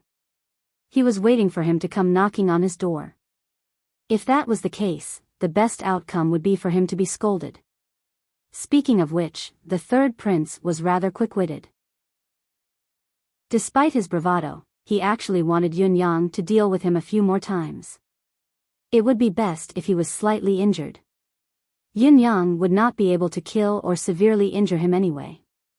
If he was injured, he would become the victim and the situation would turn around accordingly. At least, he would have an additional argument when he went to the Emperor of Yutang. At the very least, his father would not punish him further considering that he was injured. However, Shangguan Lingxiu's words had put him in a difficult position. There was no room for him to use his quick-wittedness. It was one thing for the third prince to know that he could not afford to offend Yun Yang, but Shangguan Lingxiu did not have what he needed to be wary of. Naturally, he placed all his resentment on Shangguan Lingxiu, who had been watching from the sidelines. "I can't afford to offend Yun Yang, but you, Shangguan Lingxiu, have seen my disgrace from the beginning. I dare not target Yun Yang, but do you think I dare not retaliate against you?" Shangguan Lingxiu. The third prince uttered word by word, "It's you." When he said this, the third prince's eyes turned blue. Yun Yang and Shangguan Lingxiu, who were directly involved, were dumbfounded. Yun Yang and the third prince's entourage had been involved from the beginning to the end. What did it have to do with Shangguan Lingxiu? Why did he suddenly make a turn? Was this a sudden turn of events? I was wondering. I have never had any enmity with King Yun's crown prince. Why are you suddenly targeting me? Gu Shenwei said. The third prince grinned hatefully and said, Shangguan Lingxiu, it was you who went to the crown prince's residence to wait for Yun Yang today and came here. Your ultimate goal was to let Yun Yang go against me. Am I right? So it was you who interfered. The third prince finally understood. Shangguan Lingxiu looked at the third prince in disbelief. How could this work? Was this some sort of reason? Was it reasonable? What was this fellow's brain made of? The third prince cried out angrily, Yes, I've sent someone to the Shangguan family of generals to ask for your hand in marriage. Am I not worthy of you with my status? What do you mean by doing this now? Ask for my hand in marriage? The bewilderment in Shangguan Lingxiu's eyes turned into confusion. She had never heard of a marriage proposal. Yun Yang narrowed his eyes at once, the anger that he had initially been feeling intensifying. Ask for my hand in marriage? How could there be such a thing? What a fool's dream, a toad lusting after a swan's flesh. He deserved to die. The third prince's emotions seemed to have been ignited by his own words. Spittle flew everywhere in his rage, his face flushed. You've already rejected me. Why do you still humiliate me like this? You've asked Yun Yang to go against me. What is your motive? What is your motive? He bellowed, venting his anger. You've killed my subordinates, weakened my forces, and humiliated me to this extent. Do you want me to never be able to rise again? He bellowed, his expression menacing. He had no idea what he was talking about now, nor did he know what his real motive was. This was the extreme rage born from the extreme humiliation that came after the extreme fear and the realization of his extreme embarrassment. His rationality had completely lost its balance because of Shangguan Lingxiu's words. The string in his mind had completely snapped after such a drastic rise and fall. Shangguan Lingxiu frowned and said with slight disgust, Your Highness, I think you've misunderstood. What I said just now was out of goodwill. I don't want to escalate the conflict between both parties. I have no other intentions. I've misunderstood. Goodwill? The third prince chuckled. His gaze was frivolous as he looked at Shangguan Lingxiu and said coldly, Shangguan Lingxiu, don't think that you're so noble, that you're so unattainable. You can reject me, you can reject any man, but, his tone was heavy as he continued viciously, but there will come a day when you'll lie on a man's body and be toyed with. This is your fate as a woman. No matter how noble you are, you won't be able to escape from being fucked. Bastard. Bang. Yin Yang could not take it anymore. He kicked the third prince's abdomen without any fuss. Chapter 636. Yin Yang's anger had yet to dissipate as he swung his arms. Bang, bang, bang. Dozens of wine jars smashed onto the third prince's head and body. Cries of agony filled the air as blood splattered everywhere. Shangguan Lingxiu's expression and gaze were icy as well. Her bright eyes stared quietly at the utterly disgusting prince as she spoke softly but clearly, whether such a day will come or not, at least, that person will never be you. She then turned and returned to her room. She sat down with her back facing the door, not moving an inch. She did not want to look at the third prince anymore, not even once. This person made her feel that even a glance at him would be an insult to her eyes. Extremely filthy. Take him and scram. Immediately. Immediately. Quickly. Bang. Yin Yang tossed the last wine jar, cracking it precisely on the third prince's bloodied head. His murderous aura was still thick as he uttered word by word, If I see him again, he'll die here. Not even the Emperor of Heaven will spare him. The murderous aura around him was almost tangible. Everyone could clearly tell that he was not just boasting. In fact, just by looking at the third prince's wretched state, one could tell that Yun Yang was definitely capable of doing it. If he dared to injure him, he dared to kill him. What was there to say? In addition, if the third prince was not treated, he might die here even without Yun Yang doing anything. Before he could turn around, there was a loud bang. Yun Yang had already slammed the door shut. The third prince's subordinates looked at each other in fear. If the third prince were to die here, however, before anyone could make a move, suddenly, just as Yun Yang closed the door, suddenly, swoosh, swoosh, swoosh, countless sounds of air being sliced could be heard. A series of cries came from outside the door. Thud, thud, thud. It was the sound of hidden weapons being inserted into the door. Swoosh, swoosh, swoosh, just as the door was closed, rays of sharp light flashed. Countless sharp hidden weapons landed on the door like a downpour. The tips of the hidden weapons that were still exposed were glimmering with a blue glow. It was obvious that all the hidden weapons were laced with lethal poison. Yun Yang frowned. He instantly judged that someone wanted to kill him. As for those people outside, 99% of them were already dead. However, those people were merely caught in the crossfire. The killer's target is definitely me. Just by looking at the angle, it was clear that it was coming for him. The reason he missed was probably because he had angrily closed the door. The timing was too coincidental, and he was lucky enough to avoid the wave of hidden weapons, leaving all of them on the door. As expected of the Redolent Lodge, this wooden door is actually made of ironwood. The quality is not bad indeed. Listening to the continuous knocking sounds, the corners of Yun Yang's lips curled into an inexplicable smile. In reality, he was a little surprised and even afraid.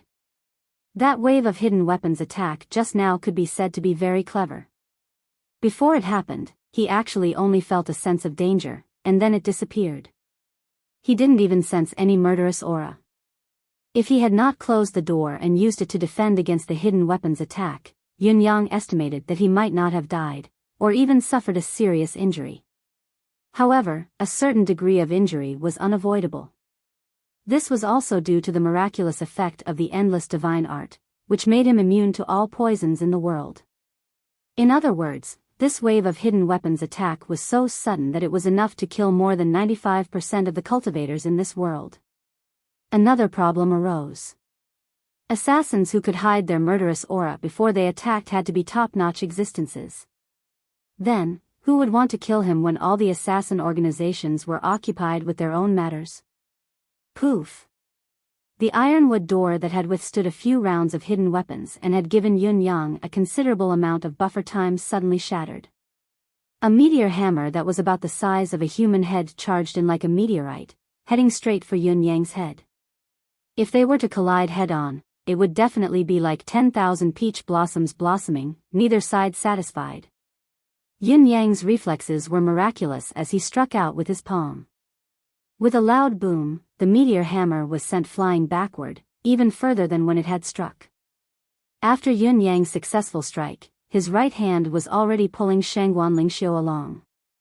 Like a fish in the sea, they broke through the window and escaped swiftly.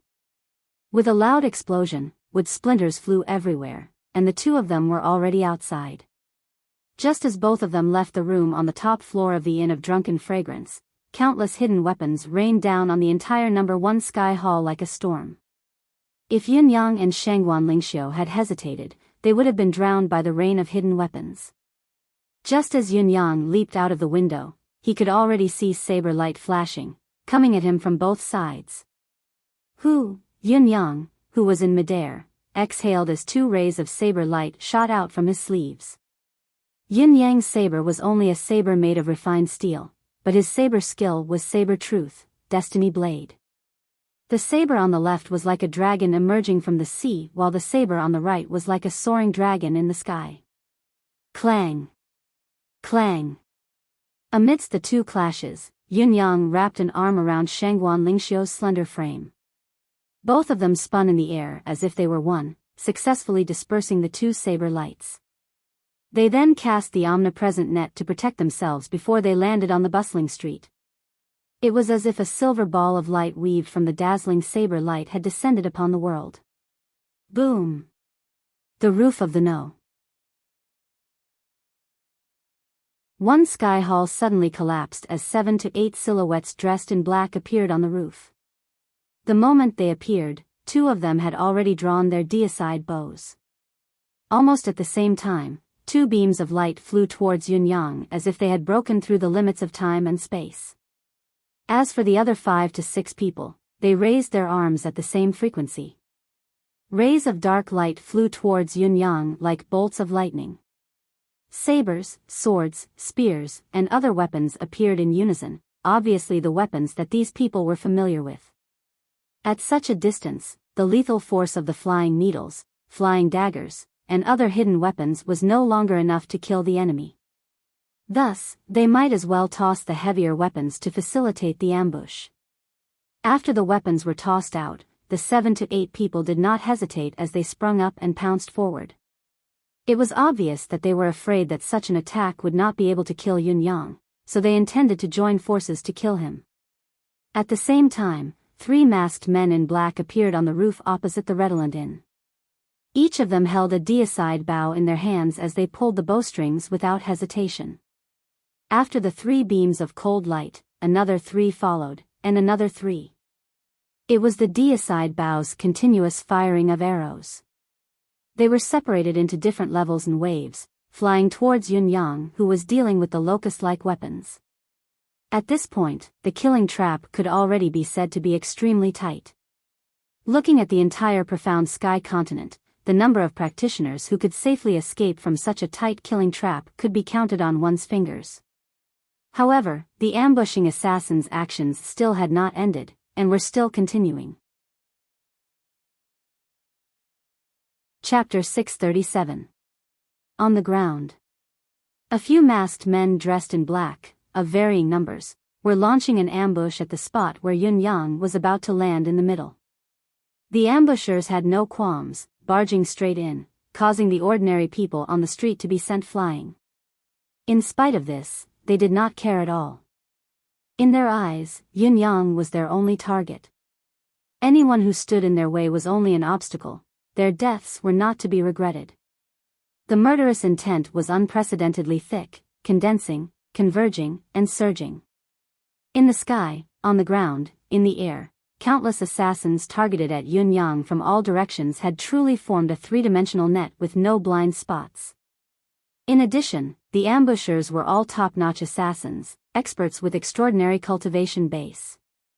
Yunyang, who was in a precarious situation, was unprecedentedly focused. He held Shangguan Lingxiu with one hand while the other gripped the well-tempered steel saber tightly. Bam, bam, bam, the saber in his hand was constantly changing its trajectory, slashing, flicking, sticking, blocking, deflecting, all the incoming weapons and arrows were shot down without missing a single one. At the same time, his body was constantly changing its direction along with the weapons that came at him from the sky. He kept evading the attacks and leveraging on them. He was still thinking, who is it? Who is it? As he spun, he caught a glimpse of room number 1, which had long been penetrated from the north to the south. The third prince's followers and guards had all died there, not a single one was spared. Although Yunyang had the intention to kill them due to their evil deeds, he did not intend to do it immediately. He did not expect them to be dead until the moment he did it himself. He did not know if this was a good cycle of reincarnation and who would be spared by the heavens. However, this whetstone could be considered useless from now on. After today's events, the third prince would be lucky if he didn't go crazy or become handicapped, not to mention sharpening his saber. Yunyang heaved a sigh of regret. I really didn't want to cripple you. I really wanted to preserve your strength, but your luck. At this moment, a heart-wrenching howl that sounded like it was about to cry rang out. Quick, save His Highness the third prince quickly. Quick. Quick. Reporting officer. Young Master Yun is under attack. Quick, quick, quick. That voice came from the manager of the Drifting Fragrance Pavilion. The fat shopkeeper felt like he was about to die. He felt as if the sky had collapsed on top of his head. His entire body, including his heart, was freezing cold. After this unforeseen event, no matter what, the drifting fragrance house was destined to be finished. When Yun Yang had brutally killed the third prince's followers, although it was somewhat of a hindrance, there was a reason for it. Spectators like them would at most have to pay a fine after the event, nothing more, when it came to a fight between deities and high-level officials. But what happened next was too horrifying. It directly turned into a murder in the Jianghu. First, all of the third prince's attendants and guards, more than 10 of them, had died here. Although the third prince's life and death were still unknown, even if he was not dead, he was already on the verge of death. It was not optimistic at all that he would be able to hold on until the end of this incident. At the same time, King Xiaoyao's crown prince, Yun Yang, was besieged by many assassins from all directions. He was at an absolute disadvantage, and the atmosphere of being surrounded and assassinated made the situation even more dire. One was the emperor's son. The other was King Xiaoyao's son. If either of these two were to die here, not only the shopkeeper, but his entire family would be finished as well. The drifting fragrance pavilion. Compared to the annihilation of an entire family, this pavilion was only a small matter. Annihilating 9 families was never just an adjective. Oh my God. Why am I so unlucky? The shopkeeper was bitter, so anxious that he was about to hang himself. However, he dared not die even if he wanted to. He had to face this mess, hoping for a fluke, hoping for the slightest chance. In midair, a purple light shone. Yun Yang let out a long howl, his entire body spinning rapidly like a top. Saber light shot out with him, slicing the 2 masked men in black into minced meat wherever the saber light passed. Countless rays of light were gathering towards the spot where Yun Yang was about to land, waiting for the moment he landed to be subjected to the innumerable attacks. However, Yun Yang did not land as the assassins had expected. Instead, he slashed the ground with his saber first. The recoil from the saber jolted him up from the ground. As his purple robe fluttered, he was like a bolt of purple lightning, charging towards the top of a wall in the nick of time. With a loud bang, a masked man in black who was on top of the wall was thrown off the wall by Yun Yang's forceful slash. The masked man, who had yet to land, spat out a mouthful of blood, mixed with pieces of his internal organs. It was obvious that he was no longer alive. The moment the saber energy collided, the other party's internal organs had already been destroyed. Even his deific consciousness and soul had been completely shattered. Yun Yang had already used 120% of his strength in this strike in order to gain a foothold. Even though he had broken through the ambush in a stunning manner and succeeded in one strike, the head-on clash that was not fanciful at all still caused Yun Yang to stagger and sway a little. For beams of light shot towards Yun Yang, who had yet to regain his footing, the killing intent did not slow down at all. With a flip of his body, Yun Yang had already brought Shangguan Lingxiu down from the top of the wall, avoiding the pursuit of the 4 beams of light. Once he landed, Yun Yang panted heavily, his face pale. Large beads of sweat seeped from his forehead. He was in a terrible state, far from the calm and stunning demeanor he had displayed earlier. Yun Yang had not expected this wave of ambushing assassins to be so valiant. A few of them were supremely high-level cultivators in the 9th heaven realm. The leader had yet to show himself, so he must be even stronger. The assassin who had been killed by Yun Yang just now had a cultivation base of 8th heaven pinnacle. Where did these fellows come from? Yun Yang had truly not expected this to happen. It was a huge surprise to him. Since the appearance of the dictum of death, Yun Yang had already anticipated the gathering of top-notch assassins in Tiantang City. In fact, Yun Yang had basically all the martial artists who had entered Tiantang City during this period of time. Even the area of each person's activity was clearly recorded. His men were watching over every corner. Yun Yang did not feel the slightest bit guilty about being the local boss of Tiantang City. He had the capital to back it up. In spite of this, he did not have the slightest bit of information about these masked men in black who had suddenly appeared. Chapter 638. Where are these people from? Which force do they belong to? Yun Yang was puzzled as he continued to speculate. Throughout the entire ambush, Shangguan Lingxiu had been carried by Yun Yang, flying around, leaping down from the building, fighting in the air, rushing to the top of the wall, and finally landing from the top of the wall. She even caught a glimpse of Yun Yang's unusual expression when she landed steadily. Shangguan Lingxiu had only said one thing throughout the entire process: both of you, go to the residence of Yun and report the news. Faced with such a high level of battle, it would only be suicide for her two guards to join in. They would only be a burden and would not be of any help at all. It was better for them to report the news. For the rest of the time that followed, she only did one thing: to calm her mind, cultivate, lift her qi, and lighten her body. She reduced the weight of her body as much as possible, moving with Yun Yang, turning her body into a blade of grass, a cloud. She moved however Yun Yang asked her to. She did not want to cause any trouble for Yun Yang, nor did she make any noise. She did not say anything like, "Put me down, go on your own," or "Don't mind me," or anything of the sort. She knew very well that those were nonsense. If she had uttered one more sentence like that, just one word, it could have caused Yun Yang's attention to shift to her. Just this point alone could lead to the worst possible outcome. If that happened, not only would Yun Yang not let go of her, it would be an insult to a strong practitioner like Yun Yang. It would make the situation even more dire.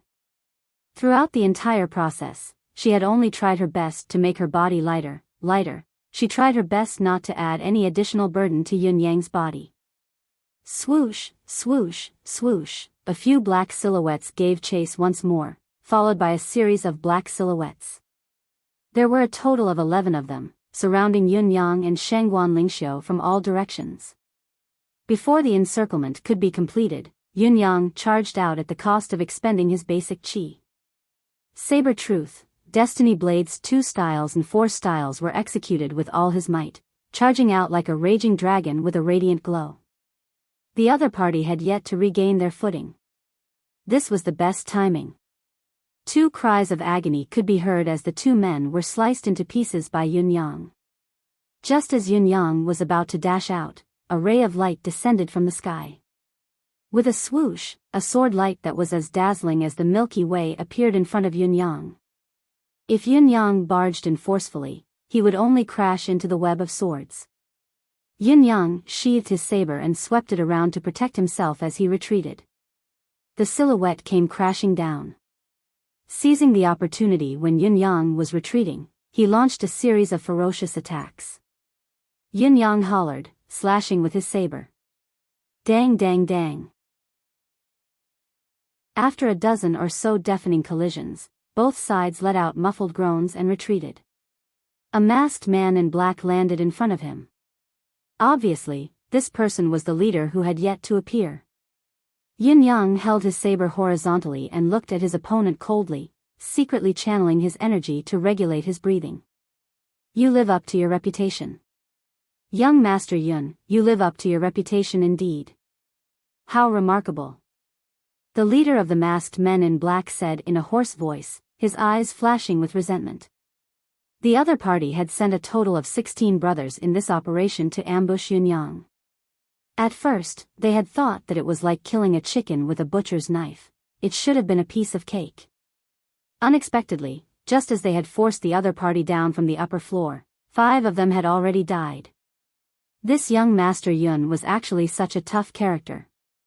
His ability was strong, his reflexes were quick, and his murderous nature was far beyond their expectations.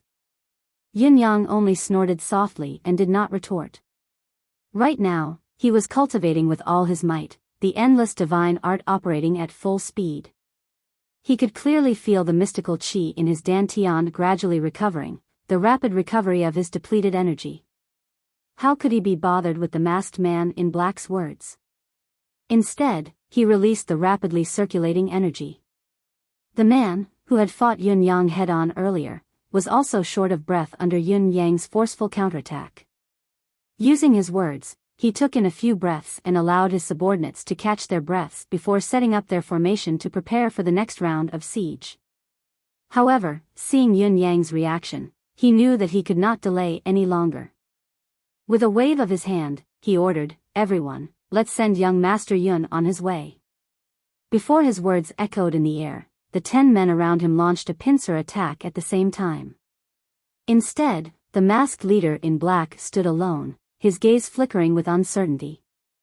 It was obvious that his plan was to force Yun Yang's weakness with the 10 of them surrounding him and kill him with a single strike. There was also the Go manual. It was something that the higher-ups had ordered them to obtain. They could not afford to miss it. Without Yun Yang's instruction, Shangguan Lingxiu retreated 30 feet back and leaned her back against the wall. She had already pulled out a short sword that gleamed coldly in her hand, her bright eyes watching the situation unblinkingly. Under such circumstances, if she insisted on staying by Yun Yang's side, not only would she not be of help, she would only add to his troubles and restraints.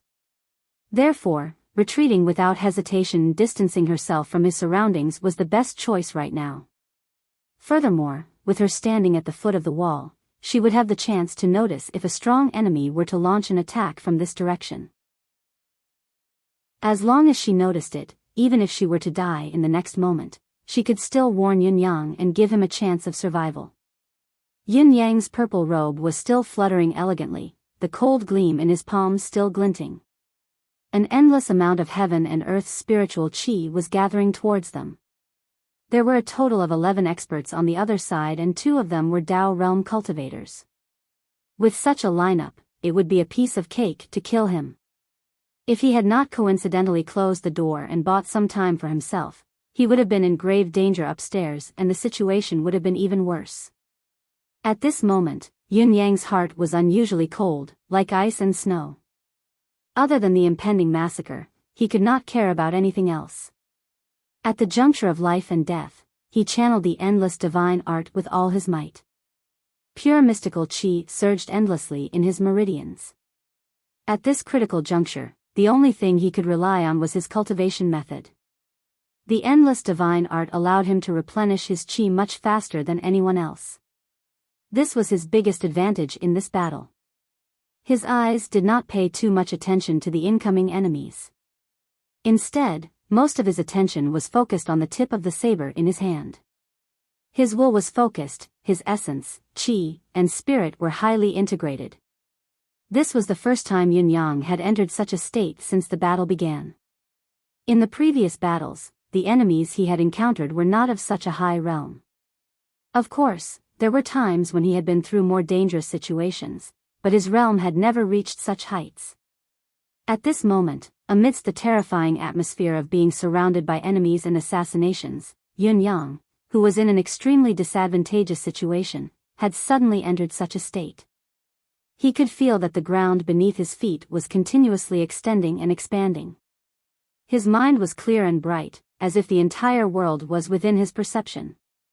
It was an extremely mystical feeling. Chapter 639. At this moment, the shoulder of an enemy who was attacking from the left moved.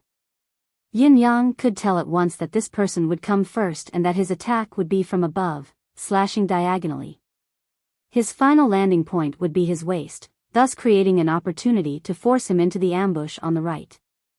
Conversely, the one who was actually setting up a lethal attack on him should be the other person behind him. Although that person had not moved yet, Yun Yang's saber light flashed, but he was one step ahead, aiming at the right side of his waist and flicking his saber out. Just as the man's saber was about to land, he watched in horror as Yun Yang's saber came at him in a strange manner, coming for his arm. Rather than saying that Yun Yang's saber was coming for him, it would be more accurate to say that he was offering himself up for the slash. That person cried out in alarm and tried his best to withdraw his saber. He floated backwards, but the difference between the two of them had already been determined. How could he retreat unscathed? His right arm inevitably had a cut about half a foot long, and blood spurted out like a fountain. The other person behind him was used to working with him. He was waiting for his comrade to strike and force the target to respond while he would react accordingly. This was a tacit understanding that had been formed between the two of them for a long time, and it had always been successful. Just now, his comrade had struck like he always did. Of course, he had to follow closely behind. However, his comrade's saber was forced back before he could swing it, retreating hastily. As for his own strike, which was supposed to be seamless in coordination, it was now an aimless attack. Faced with Yun Yang's successful strike, his saber that was moving along with the flow was useless as it was completely sealed off by the other party. Not only his sword, but his hand as well. His retreat route had been completely sealed. What was going on? There was no killing intent lying in ambush here. Why did it become a death ambush when he attacked? This was what the assassin felt. Once the thought popped into the assassin's mind, there was nothing else he could think of. All his thoughts were reduced to a scream as his hand, along with his sword, fell to the ground, accompanied by a splatter of blood. Shangguan Lingxiu, who was watching from the side, was filled with incredulity and inexplicable disbelief. What Shangguan Lingxiu saw was that Yun Yang was the first to strike with his saber while the other party, for some unknown reason, sent his arm directly to Yun Yang's blade. Then, the other party let out a more normal cry and retreated. When Yun Yang sheathed his saber, he had only casually lifted the saber and swung it. It was not even the residual force of the previous strike. Yet, it was this casual swing that the other assassin had sent his hand under the swing of the saber. Yun Yang did not seem to have exerted much effort as he swung his saber downwards, chopping off the assassin's right hand. After that, he simply swung his blade sideways, blocking all attacks from other directions to ensure his own safety. Shangguan Lingxiu had witnessed everything that had happened. She could see the entire process clearly, but she was still a little confused. What was going on? Why did it look like the two people who had been struck by the saber had pretended to fight, sending themselves to the edge of the saber? How could they have really cut off their hands if it was a fake fight? Besides, with so many people watching, could it really be that obvious? The pupils of the black-masked leader narrowed as he hollered, "Everyone, step back." The 7 to 8 assassins took 3 steps back in unison, not at all flustered. They were not affected by the setback of their attack. The black-masked man said darkly, "Don't use any more tricks. Break through with brute force. 1 brute force can defeat 10 men. Kill them as soon as possible."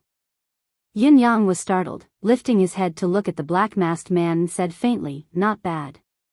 The black-masked man snorted, wanting to roll his eyes, but he held himself back. Anyone with a bit of knowledge would be able to guess that you've just learned that skill. Otherwise, you wouldn't have used it in the first wave of ambush. How could we give you the chance to familiarize yourself with it? You're asking for it. So, there's nothing to say about beating them to death. With a wave of his hand, the black-masked leader tossed out thick iron rods along with countless sabers, spears, swords, halberds, axes, hooks, forks, and hammers. Almost everything that one could think of, all of them heavy weaponry. Following that, another 2 sledgehammers appeared in his hands.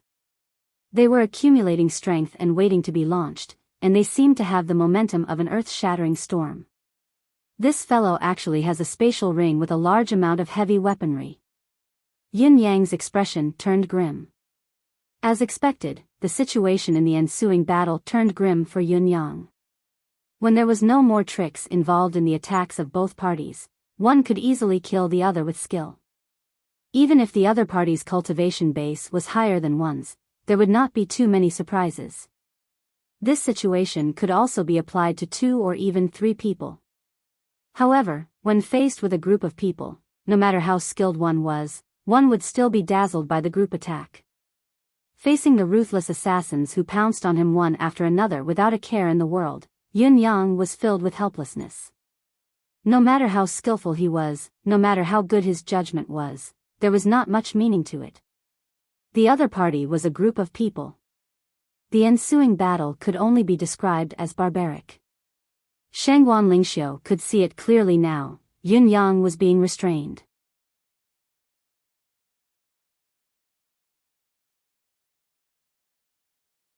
Chapter 640.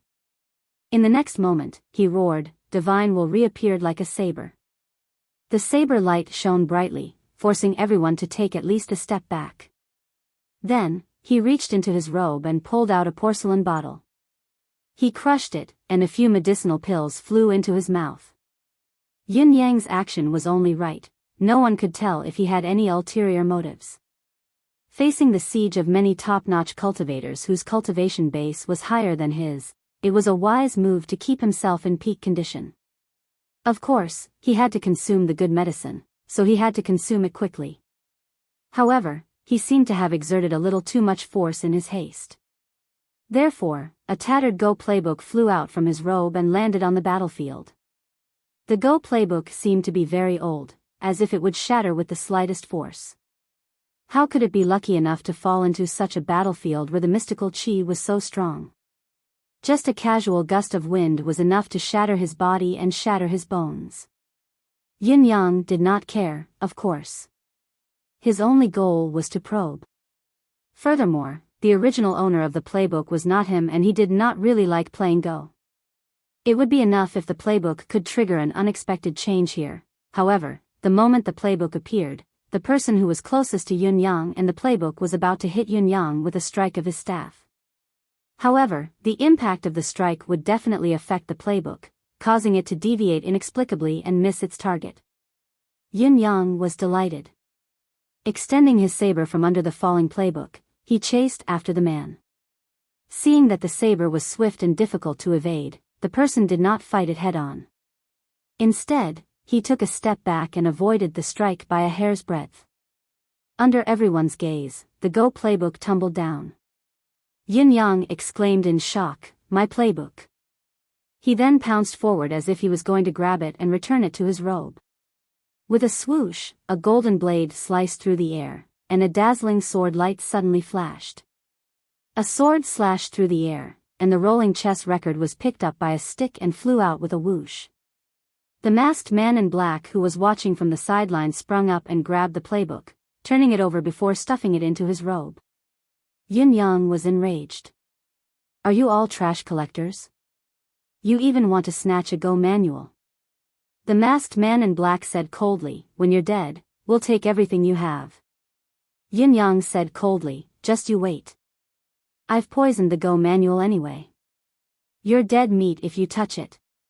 Yin Yang was spouting nonsense, but he had already made up his mind. These people were indeed Sir Bai's men. Sir Bai's research in the art of chess had exceeded his expectations, but he did not know if it was a good thing or a bad thing. However, it had given rise to a huge change in the situation today. The leader of the men in black sneered, "So young Master Yun likes to poison his personal belongings, huh? What an interesting way to court death. Since young Master Yun likes to court death so much, we shall help young Master Yun on this journey today. Until your soul goes to the netherworld, you are not allowed to do anything else." Following the leader's order, the 10 men on the other side quickly split into 3 groups, attacking in 3 different directions. After a round of attacks from one side, they withdrew immediately and switched to another side to continue the attack. When Yin Yang was done with the first 2 waves of attacks, the third wave came. Even without considering the fact that the leader with the highest cultivation base was glaring from the side, such an attack was lethal enough. Yin Yang was feeling increasingly strained.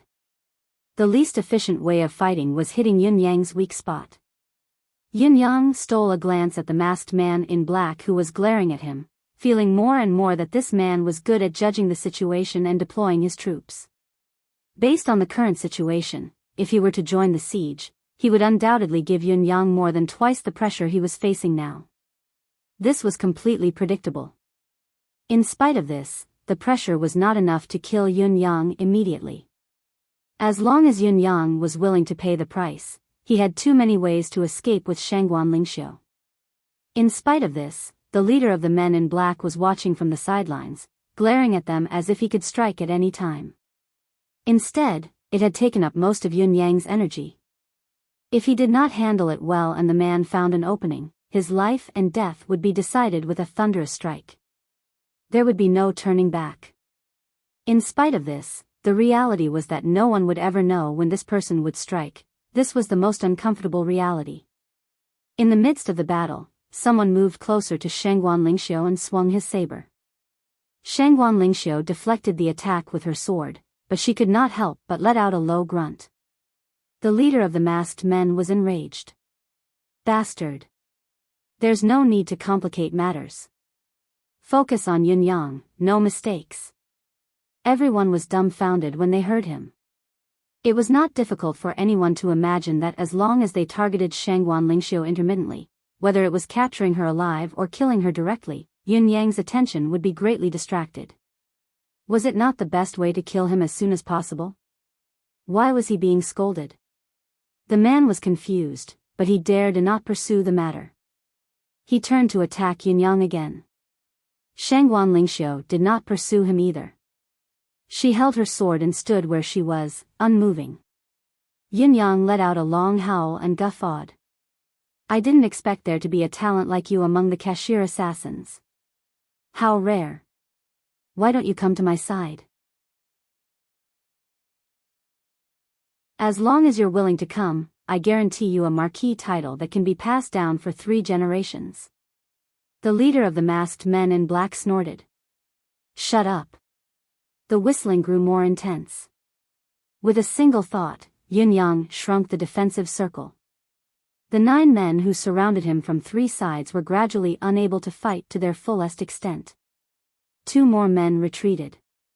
One of the 2 who retreated this time was the assistant of the ambushers, the other Dao realm cultivator. He was puzzled and could not figure it out. To him, the battle should have ended long ago. As long as Shangguan Lingxiu was held back, Yun Yang could be distracted immediately and speed up the killing. However, the leader did not allow him to do so.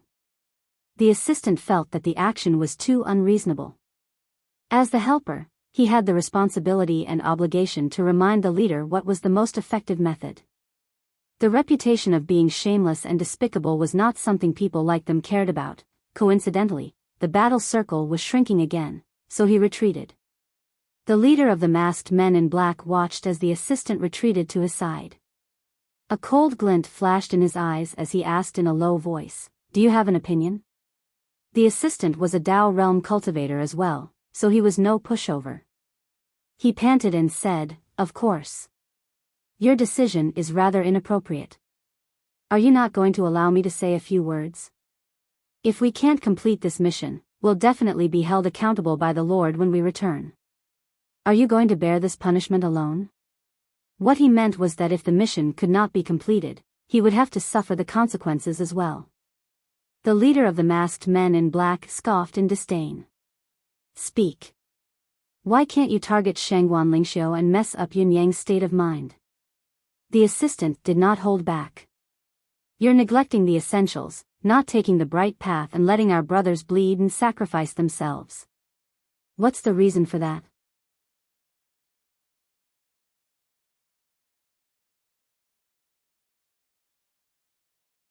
Chapter 641. The leader snorted and said, "Our goal is to kill Yun Yang. What does it have to do with Shangguan Lingxiu? Don't you understand this?" The assistant retorted angrily, "I know this better than you do.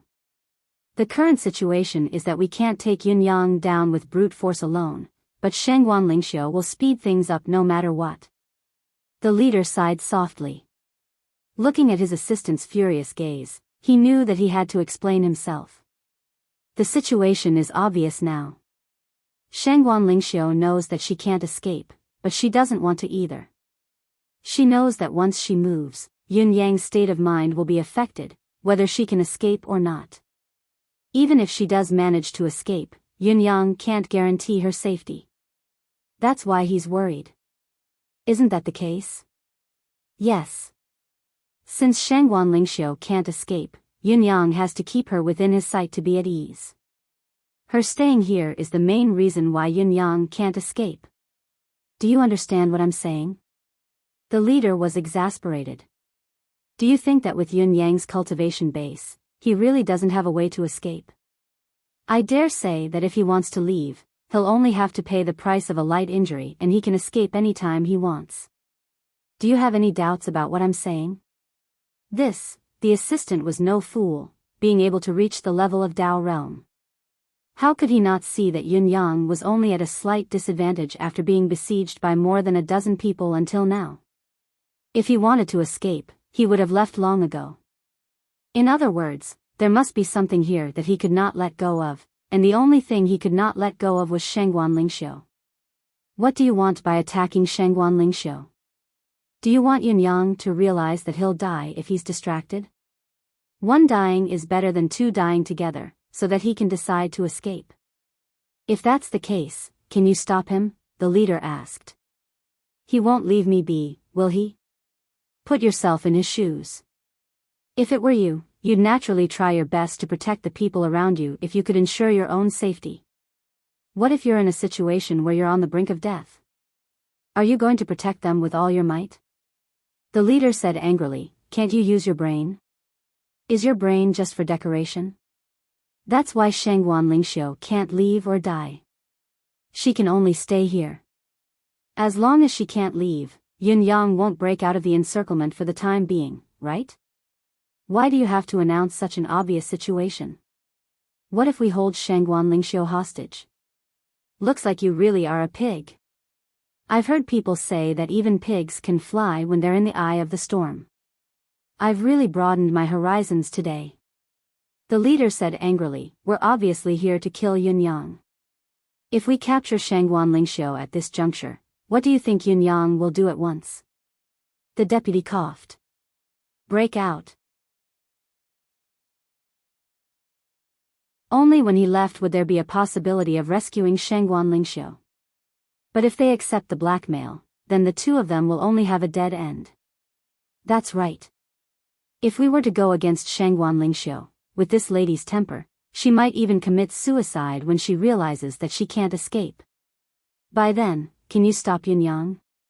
That was actually possible. You already know everything. Do you still want to ask? The leader's eyes were on the battlefield. I really don't want to talk to you now. I understand your intention of not going against Shangguan Lingxiu. The deputy sighed and thought of a new question. But why doesn't Shangguan Lingxiu leave on her own? She can escape. As long as she does, Yun Yang will have nothing to worry about. The leader was exasperated. He looked at his deputy like he was looking at a fool and said, if she could leave, would she stay? If she really wanted to leave, would you let her go? She knows that she can't leave, that's why she's standing there. She's not participating in this battle that's beyond her ability to handle, but she's still maintaining a certain level of adaptability. This lady is obviously waiting, thinking the same thing as Yun Yang. If Yun Yang dies, she won't be able to live either. However, if the reinforcements come, both of them can live. This is an exceedingly intelligent, extraordinarily wise, and very strong-willed lady. Threats and restraints don't apply to these two people. The current situation is the best one. Do you understand? The deputy rolled his eyes, realizing that he was really an idiot. However, he was indignant and racked his brain to find a topic to talk about. Since the other party has reinforcements, why don't you join the battle as soon as possible and end this as soon as possible? The leader of the masked men in black sighed. I must change my deputy when I go back. If it really doesn't work, I'll request to be transferred to another team. I've King had enough. How could he have a brother-in-law like you? A pig will always be a pig, no matter how high his cultivation base is. Sigh. As he sighed, he felt an indescribable sense of melancholy. You can be stupid, but how can you be this stupid? He was utterly speechless. The deputy did not speak for a long while. In fact, he still had a retort in his heart that he dared not voice out. Do you King know who my brother-in-law is? If I'm a pig, what's my sister? What did my brother-in-law sleep with? How dare you call me a pig and stupid with that King brain of yours? How much better can you be? On the other side, Yun Yang was already drenched in sweat and his breathing was uneven. Just like what the leader of the masked men had said, Yun Yang could have left long ago if he wanted to. However, he could not. If he left, Shangguan Lingxiu would be finished. It was impossible for Yun Yang to leave Shangguan Lingxiu behind and escape alone. Furthermore, Yun Yang was confident that he could hold on until the reinforcements arrived. After all, he had left plenty of clues along the way. He believed that as long as he could hold on for a little longer, the reinforcements would come. However, Yun Yang was not the only one who knew this. The masked men in black knew this as well, so they would only fight even harder. Unexpectedly, Yun Yang's mystical qi supply was endless. Logically speaking, Yun Yang's mystical qi should have been depleted long ago in the face of such high-frequency and oppressive attacks. Even if Yun Yang had reserved some of his mystical qi, an expert who had reached the 3rd, 4th, or even 5th or 6th tier of Dao realm should have been depleted as well. Yet, Yun Yang had persevered. Everyone present felt that this was inconceivable. Not only did Yun Yang persevere, he could even find time to counterattack occasionally and cause considerable damage to the assassins. It was even more unbelievable. They could see that Yun Yang was getting more and more fatigued, his eyes drenched in sweat as he panted harshly, his expression turning grim. However, the wounds on the assassins were increasing as well. They were also getting more and more tired. After all, they were all made of flesh and blood. The saber in Yun Yang's hand left thin, bloody gashes on the assassins one after another. It was not that Yun Yang did not want to cause further damage, but he could only inflict this level of damage with the time he was given.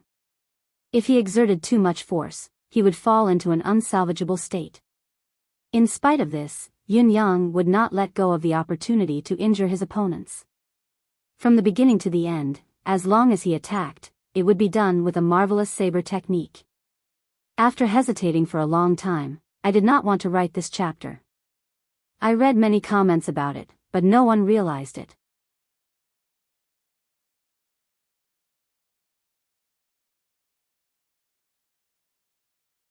Chapter 642. Up until this point in the battle, the assassins in black could already count how exquisite Yun Yang's saber skills were. There were a total of 6 styles that were repeated over and over again.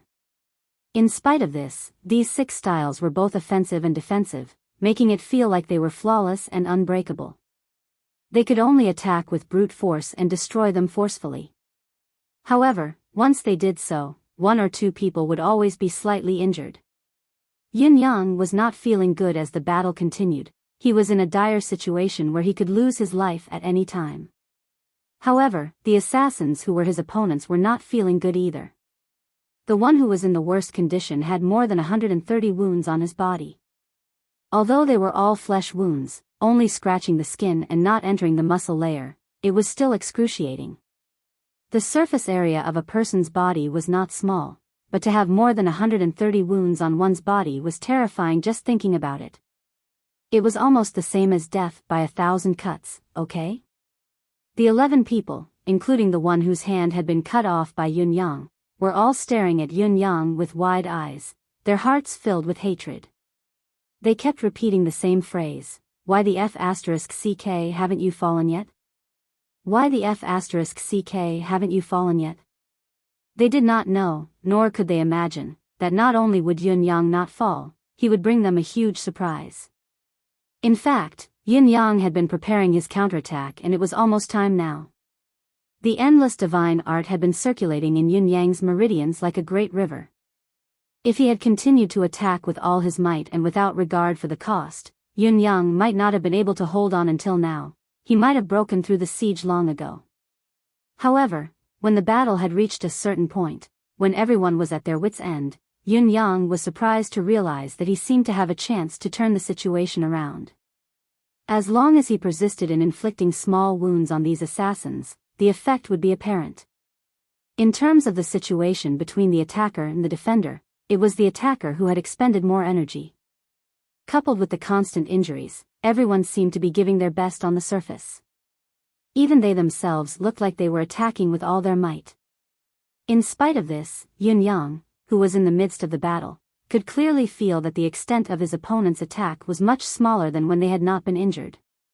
When anyone was injured, it was inevitable that they would subconsciously avoid aggravating the wound.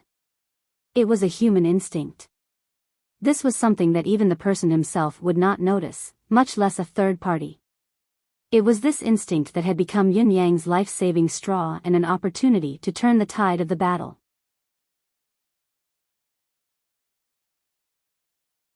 I do consume a lot of energy, but I don't sustain many injuries. The divine edge saber art was the best saber art in the world. As the enemy's attack weakened, Yun Yang's endless divine art naturally unleashed an effect that was far beyond an ordinary person's imagination. He could replenish his qi at any time and quickly. Therefore, after Yun Yang had made it through the first half of the match, he had gradually become more at ease, even relaxed. It was just that he deliberately acted as if he would be exhausted at any time, tottering, and collapsing at any time to confuse others. In other words, no matter how much Yun Yang was sweating profusely and staggering, it was merely an act. The advantage of doing this was that it gave the killers a feeling that as long as they put in a little more effort, this guy would be killed by us. However, the assassins increased their strength, and increased their strength again, and increased their strength, a few more times. Yun Yang was still struggling at death's door. No matter how heavily he panted, he would not fall. Looking at the situation, it was certainly strange, but to put it bluntly, life was just like a play. It was all acting, there was nothing real about it. It was not worth anything. As time went on, Yun Yang grew more confident. He suddenly burst out with Shangguan Lingxiu and broke out of the encirclement. Even when there was an expert watching from the sidelines, waiting for an opportunity to strike, Yun Yang was no longer afraid. Yun Yang, who had actually turned the tide of the battle and had the situation under his control, suddenly had a thought: he did not want to leave. He had finally managed to drag the enemy to the brink of death. If he were to leave just like that, would it not be a waste of effort? Especially when his own reinforcements could arrive at any time. No matter who it was, be it Lao Mei, Marquis Yun, the four noble young masters, or the concourse of the underworld, all of them would do. As long as they came, together with the reinforcements, he could definitely kill a large portion of these people before him with a sudden burst of energy. Furthermore, Yun Yang wanted to take this opportunity to see if the Four Seasons Tower had any other forces. If there were any other experts involved, it would save him the trouble of searching for a needle in a haystack. Another reason that supported Yun Yang's crazy plan was that if he could not test the magical prediction that he had just comprehended in a real battle, it would be difficult to see through it. He remembered clearly that when Ling Xiaozui and the others were fighting, almost all of the unparalleled experts had the same prediction and their performance was much more brilliant than what he had comprehended. The chance to comprehend in a moment of life and death like this was rare. How could he let it go so easily? Yun Yang even had the time to daydream at such a critical moment. If Emmy was still here and the space was still here, he might only be able to comprehend it a little later. The battle was getting more and more intense.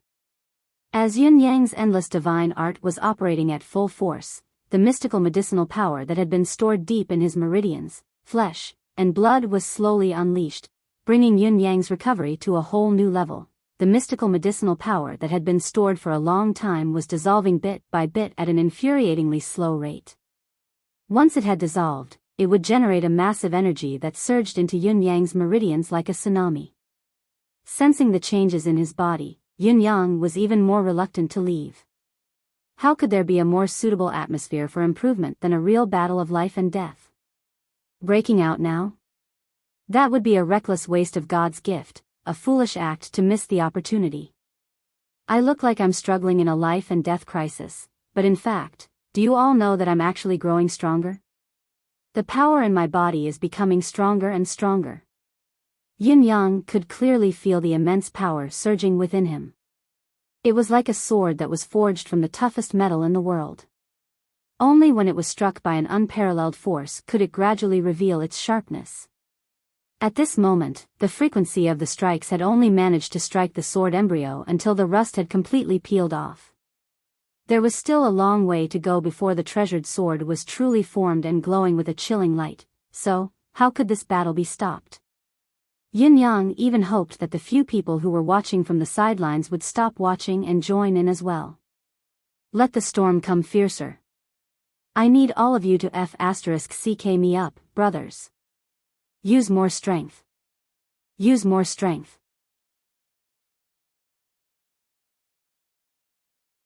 Chapter 643. Once Yunyang thought of this, he naturally acted on his thoughts and fought with all his might.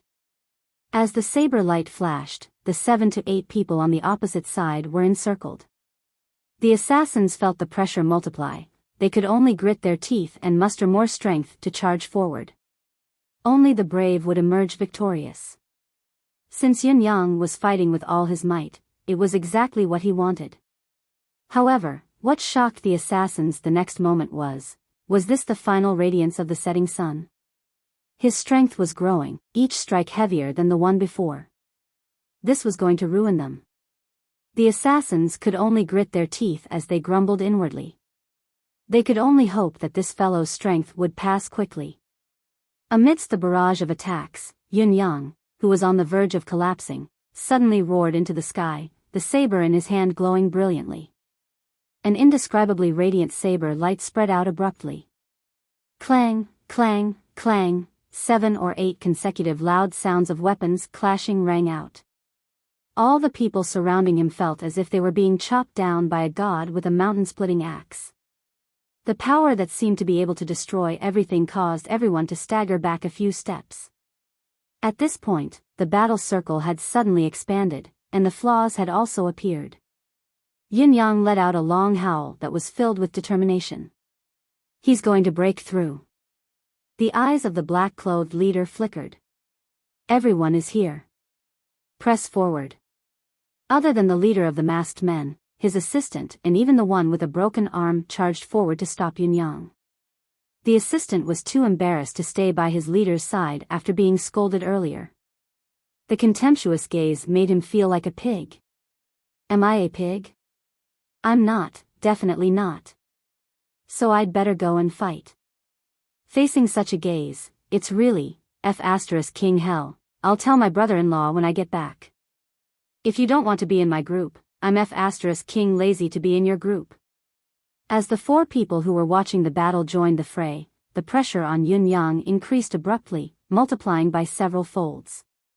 Yunyang's panting was like bellows, as if he could even puff out his lungs at the very next moment.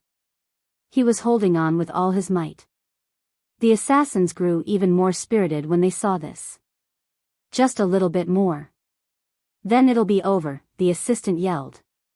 It would have been better if he hadn't shouted. Almost all the assassins subconsciously rolled their eyes when they heard this. You're the one who's been shouting this all along, all right? Up until now, you must have shouted it more than 40 times. Put in more effort. Give your sister more strength. How could he still have the strength? Damn it. Do you think everyone is like you? He had rested for such a long time. No matter what, Yunyang's condition seemed to be worsening under the joint attack of so many assassins. Not only was he wobbling, his face was as pale as a sheet and he was drenched in sweat, drenching his clothes, but he was still trying his best to hold himself together. Clang clang clang clang clang, as if they were forging iron. Yunyang's current state was different from before.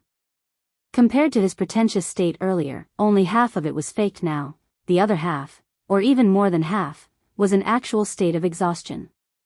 Such a state seemed to defy common sense, even a simple description would be contradictory and difficult to justify. However, Yunyang's state was indeed so.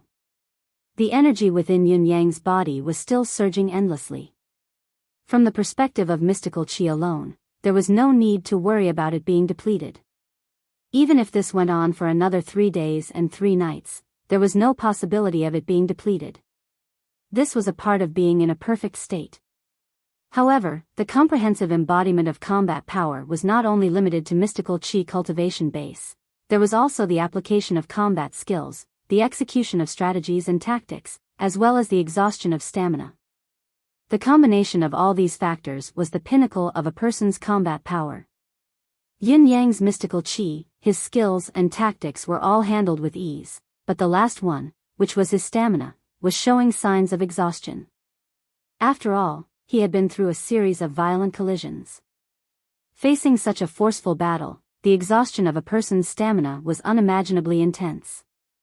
Even if he had the endless divine art to rely on, he would gradually run out of energy, and his strength would not be enough. Of course, it was not that the endless divine art was not powerful enough. It was just that Yun Yang's cultivation of this cultivation method was still too shallow and had yet to reach a sufficiently high level. Perhaps it was another way of saying that there was a limit to one's stamina. As the battle went on, the leader of the masked men in black had been watching Yun Yang's every move, paying attention to every detail. Seeing that Yun Yang's weakened state was becoming more and more obvious, he was getting closer and closer to the moment of his decisive strike as he continued to be in this state. His eyes began to glow with a bloodthirsty gleam. On the opposite side, Shangguan Lingxiu had been paying attention to the assassin who had yet to make a move. At this moment, her gaze was icy as well, her mystical qi had long been elevated. However, the leader of the masked men, who was ready to strike at any time, had his eyes bulging, almost popping out of their sockets. This was because he had witnessed an extremely shocking and unforeseen event. This shock even caused his body to tremble for a moment. It was like a person who had suddenly spasmed in his deep sleep. Yun Yang, who was initially exhausted, had probably thought that he would not be able to hold on any longer. However, there seemed to be an inexplicable burst of energy within Yun Yang's body, allowing Yun Yang to regain his combat strength. At that moment, Yun Yang, who was directly involved, could clearly feel that his bones, limbs, and tendons seemed to have been dislocated. It was also at this moment that a faint glow erupted from his body. The layer of light disappeared in a flash. If it were not for everyone's full attention on Yun Yang, they might not have noticed it. In the next moment, everyone was shocked to see an even more bizarre scene. Yun Yang's body that was drenched in sweat had turned black. It was like he was in the middle of a fight when mud suddenly crawled out from his body. It was a mudslide. It was not just one mudslide, but countless mudslides that covered his entire body in an instant. The leader of the masked men in black and the rest of the masked men were collectively dumbfounded at this moment. All the assassins in black had a cultivation base of heaven realm and above. Each of them could be said to be experts in cultivation. Everyone knew what state Yun Yang was currently in. He was in the midst of a battle of life and death, but he had actually undergone a cleansing of his meridians. What was going on? Can't we just play properly? The masked men in black were dumbfounded. Little did they know that Yun Yang was also surprised by his current state. However, he knew better than the masked men that he was not undergoing a cleansing of his meridians. Instead, there was a shocking change happening within his body that he could somewhat understand but did not quite understand. Chakras. In the knowledge of Tianxian continent's cultivators, a person had 9 chakras. Those who could connect all 9 chakras were unparalleled geniuses. However, Yun Yang was no longer concerned about this because he had already connected all 9 chakras. Therefore, he had always taken it for granted that his aptitude was already top-notch and that there was no more room for improvement in the path of talent.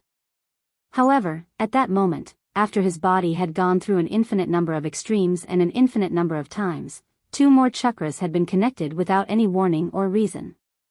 Yes, 2 more chakras were connected beyond the 9 chakras. The moment he noticed the change, Yun Yang was so shocked that his saber form was about to fall apart.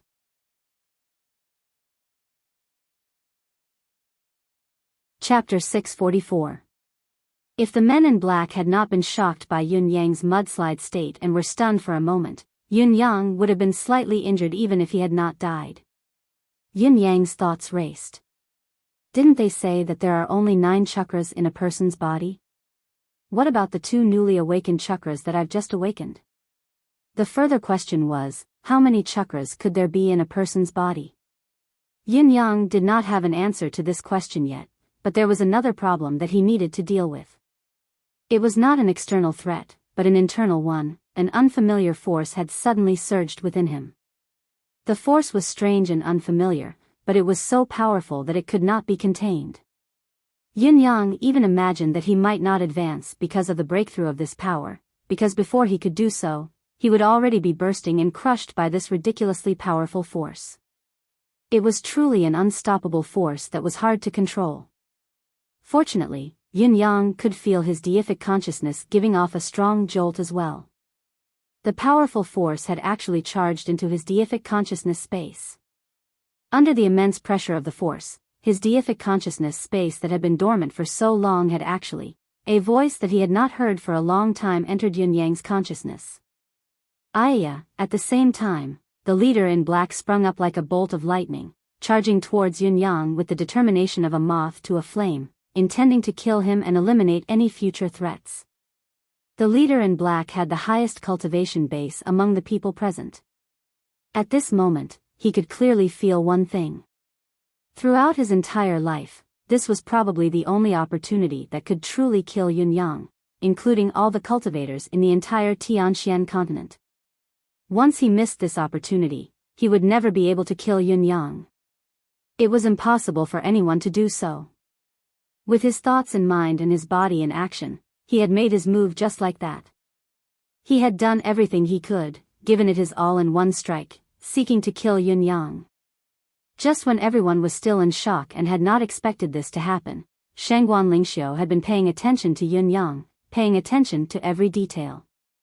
No one would know that from the beginning of the assassination until now, Shangguan Lingxiu's heart had never been filled with fear, dread, or terror. Negative emotions like these had nothing to do with her. From the beginning to the end, Shangguan Lingxiu's heart was filled with only one feeling: sweetness. At the moment of the assassination attempt. The moment Yun-yang wrapped his arms around her waist and leaped out of the window, Yun-yang's eyes widened. She could clearly feel Yun-yang's breathing, his heartbeat, his temperature. As a result, the sweetness in her heart rose all the way to the limit.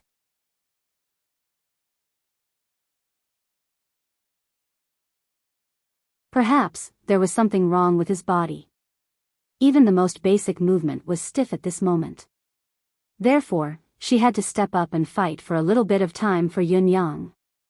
Just a little bit would do. She had to fight for it with her life. The leader in black's speed was like lightning, so fast that it was indescribable. Shangguan Lingxiu's speed, on the other hand, had reached the peak of her lifetime. Her slender form followed a straight trajectory in the air, charging forward without looking back. The sword in her hand glinted with a chilling gleam as her arm was stretched straight forward. The tip of the sword was still glowing with energy. Shangguan Lingxiu's cultivation base had yet to reach the heaven realm, but it was already an amazing performance to be able to execute such a skill that was brimming with energy. It would not be an exaggeration to say that it had surpassed the limits of one's cultivation base. However, such a performance was not even worth mentioning to the leader in black. He could tell at a glance that the skill that Shangguan Lingxiu had executed was incomparably imposing and did not mind sacrificing herself, but the greatest effect that could be achieved was, at most, to stop him for half a breath's time. Perhaps it was not even half a breath's time. As the saying went, overestimating one's own strength was not even comparable to a mantis trying to stop a chariot. It would be more appropriate to describe it as an ant trying to shake a tree. What he did not know was that Shangguan Lingxiu's request had never been to delay him for too long. What she wanted was a blink of an eye, a moment's buffer time. That would be enough. It would be enough for Yun-yang to react, defend, counterattack, and even escape. As long as she could buy that bit of buffer time for Yun-yang to react, Shangguan Lingxiu felt that she could die without regrets, no matter what Yun-yang chose. Both sides were like two streams of light, approaching each other in the air at high speeds. The leader in black sighed inwardly as he looked at Shangguan Lingxiu's calm, almost expressionless face and her irrevocably determined gaze. Such a peerless beauty was about to perish under his sword. It was to be done in such a horrifying manner. It was truly regrettable.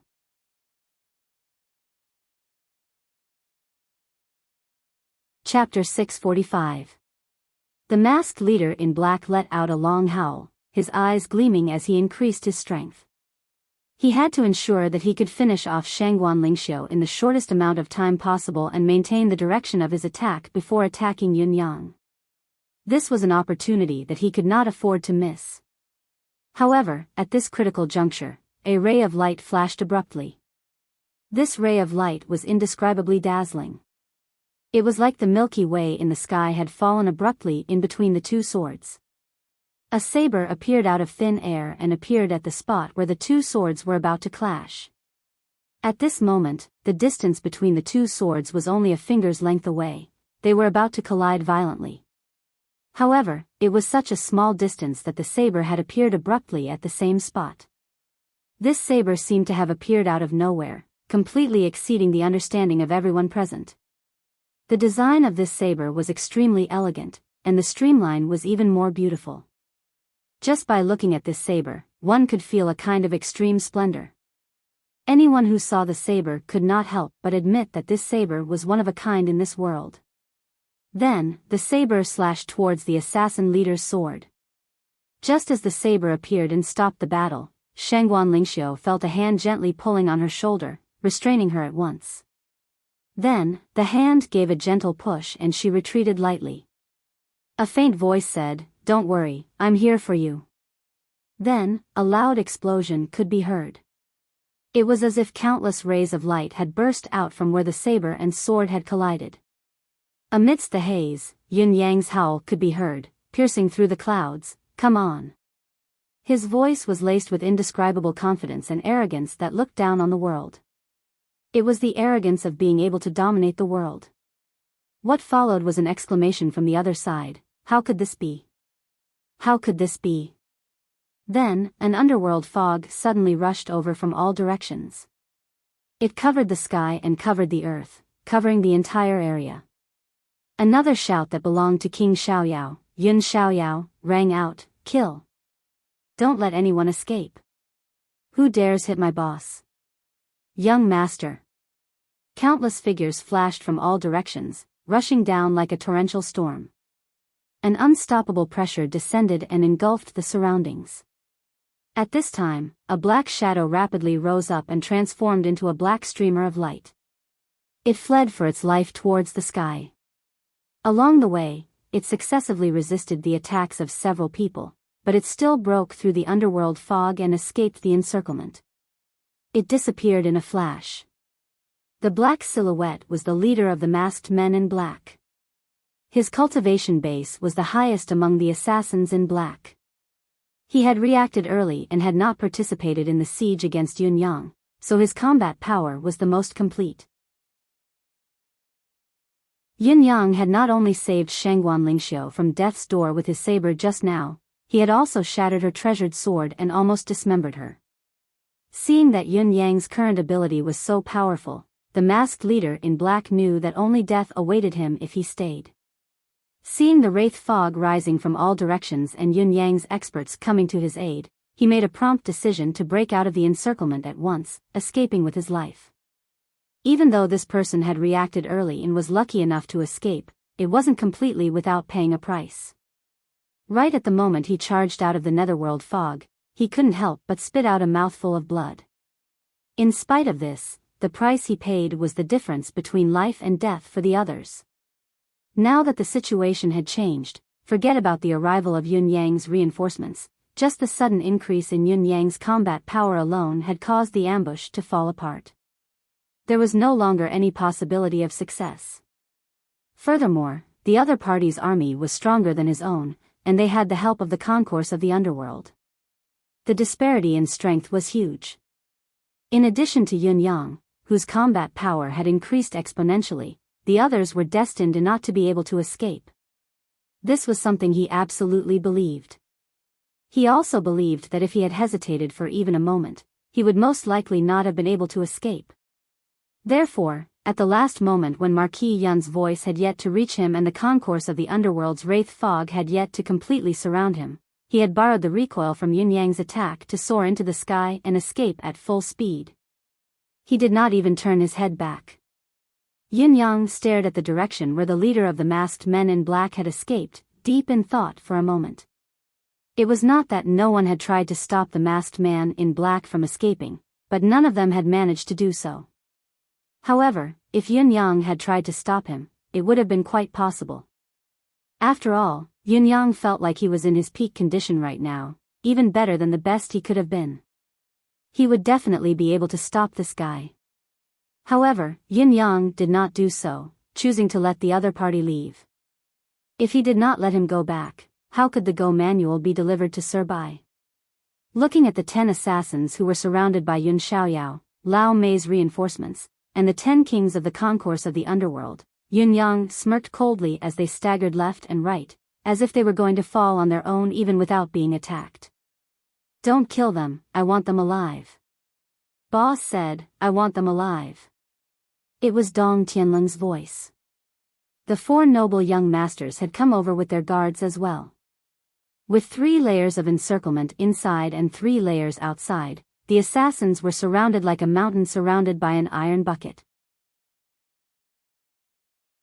With a flash of white, Ji Lingxi appeared in front of Yunyang. She scanned him from head to toe and asked softly, Are you all right? I'm fine, I'm fine. Yunyang smiled.